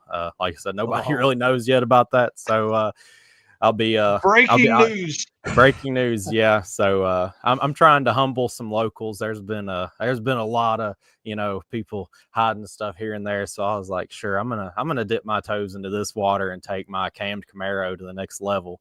So yeah, I'm hoping to do that. That was my original idea. I've got a 82 Camaro. It was going to be strictly drag and drive. I was going to go twin turbo. Like that was going to be my drag and drive car. And I just couldn't pass up this deal in this torque storm. So that just ended up being the route that I took. So I guess now powertrain is going to be my issue. My axles, if my drive shaft don't, are going to be shattered. So yeah, hopefully we can at least attend some this year if I'm not able to support my power by then. Yeah, I was going to say traction is what kills axles. So, absolutely. Just put shitty tires on, do burnouts like like Rovic, you're set, dude. That doesn't help you at the track, but it sure makes for fun driving around. Absolutely. A little bit about me is I also have a fifth gen Camaro, 2010 6-speed car, and nice. Recently, actually, I blew it up. Piston number 7 just decided to exit the chat and took my block out with it. So nice. I'm currently building a 416 stroker. It's a LSA block, fully forged rotating assembly. I'm really waiting on BTR's heads to come out. I really want to slap them on there, the new LS3 heads. And I got an LSA to go on top of it too. So I'm just kind of waiting to see about these heads. I'm really interested in them. That's awesome. I got a 83 C10 as well. It's kind of been on the back burner. I got it as a roller. I slapped a 350, turbo 350 in it. A heads cam, just a basic build. And I'm planning on the LS swapping it. The plan was originally to take the LS3 out of my Camaro and throw it in that. Maybe single you ruined turbo. that, didn't you? Yeah. It's crazy how plans change. Dude, it's the way it always works, man. It's the way it always works. It's always like, oh, I'll upgrade the Camaro, and then I can use that setup in this, and then leaned on it. And life happens. Yeah. Welcome to you guys look like young guys. Welcome to building cars. Yeah. Well, that's do what? I was going to say, we have a block across the street that a buddy of mine helps with that we knocked the bottom of the block off similar, but we JB welded it back together, and it actually runs on an engine stand. Probably wouldn't last too long in a car, but it does fire up and run. Hey, I've seen the LS run on one bank. I wouldn't doubt it. That's exactly right. So what do you guys talk about on your podcast? Tell everybody a little bit about what you guys talk about. Well, we do cover quite a bit of local happenings. One thing that I think we I wouldn't say we specialize in, but it's a cool format that I kind of came up with, is we would go to these cars and coffees. NCM, National Corvette Museum, they have a cars and coffee once every month at the end of the month. And so basically what we will do is we'll go to these events, chat, everything like that. And as we're going around, we snap photos of these cars, and we'll do like a March Madness style bracket where we according to us, and hopefully one day our fans will do it like live, but we pick, who wins this round, and then we have like a final of like best in show according to us. And man, it's a lot of fun. We almost have enough at this point to do like a championship bracket of like all of last year. Oh yeah, you got to do that. You got to have the champions versus the champions. You know what I mean? It's just so cool to you never know who's going to win. We shuffle them up real well. There could be 2 finalists going against each other in the first round, and that's one thing we do a lot of. But other than that, we cover a lot of just automotive news. We live really close to BTR. Love to cover his stuff. He's always coming out with new products, and we work close with him. And we were at PRI this year. Of course, we did a lot of coverage at PRI and all the happenings in the industry. And definitely just a mixed mixed amount of all automotive news and happenings, I would say. That's cool. Well, next time you're in BTR, tell Paul we said what's up. Will All right. do. He's a good friend of the program here. Oh, cool. Yeah, I So, like that dude a lot. how'd you guys come up with the name Cars and Health Bars? And I see your logo is a car and a controller. So talk a little bit about that. So Josh pretty much came up with the name of it, and the logo is obviously a fit in. And basically, how we came about this thing is we would get on our computers and talk and game, and we also would go to these car meets. And we was like, why don't we make we sit here and talk so much? Why don't we do something with this time? And we both kind of agreed, hey, why not start a podcast? So I was just picking up the health bars. Like that could be a gaming thing, right? I was thinking like granola bars. Yeah. Probably Eric may have as well. Yeah. Being that we're of an older group Yeah. of guys. We do get that for sure. But yeah, we noticed there was so much of an overlap between like people who were into like it'd just be crazy. We'd be at a car meet and like, it doesn't have to be car related. I mean, it could be any game variety, but of course sim racing gets brought up a lot, and the older Need for Speed style games, those get talked about a lot. And it's just crazy how much overlap there is between like gamers and car guys. And we even have like some guys on our show who are car guys. Like we do our show kind of a hybrid.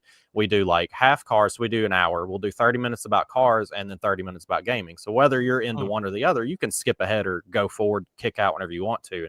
Man, we've had fans that are like, man, I wasn't into video games, but after I, listened to your show and you told me this game, or vice versa, gamers getting into being car guys. It's just really cool to bring those people together. And, it was just something that I felt like the community was missing out on, especially Bowling Green. To my knowledge, there's no other automotive podcast that's in our area. If there is, I don't know about them, and I would love to find out about them. But with us being in Bowling Green, it just seems like a peak area to get a community together and really push out. And like you said, I mean, I guess looping back to the drag and drive stuff, from the beginning, I've been preaching like, hey guys, let's get a drag and drive here in Bowling Green. We've got Beach Bend, we've got Indy, we've got Nashville, we've got all these tracks. Why don't we have drag and drive here?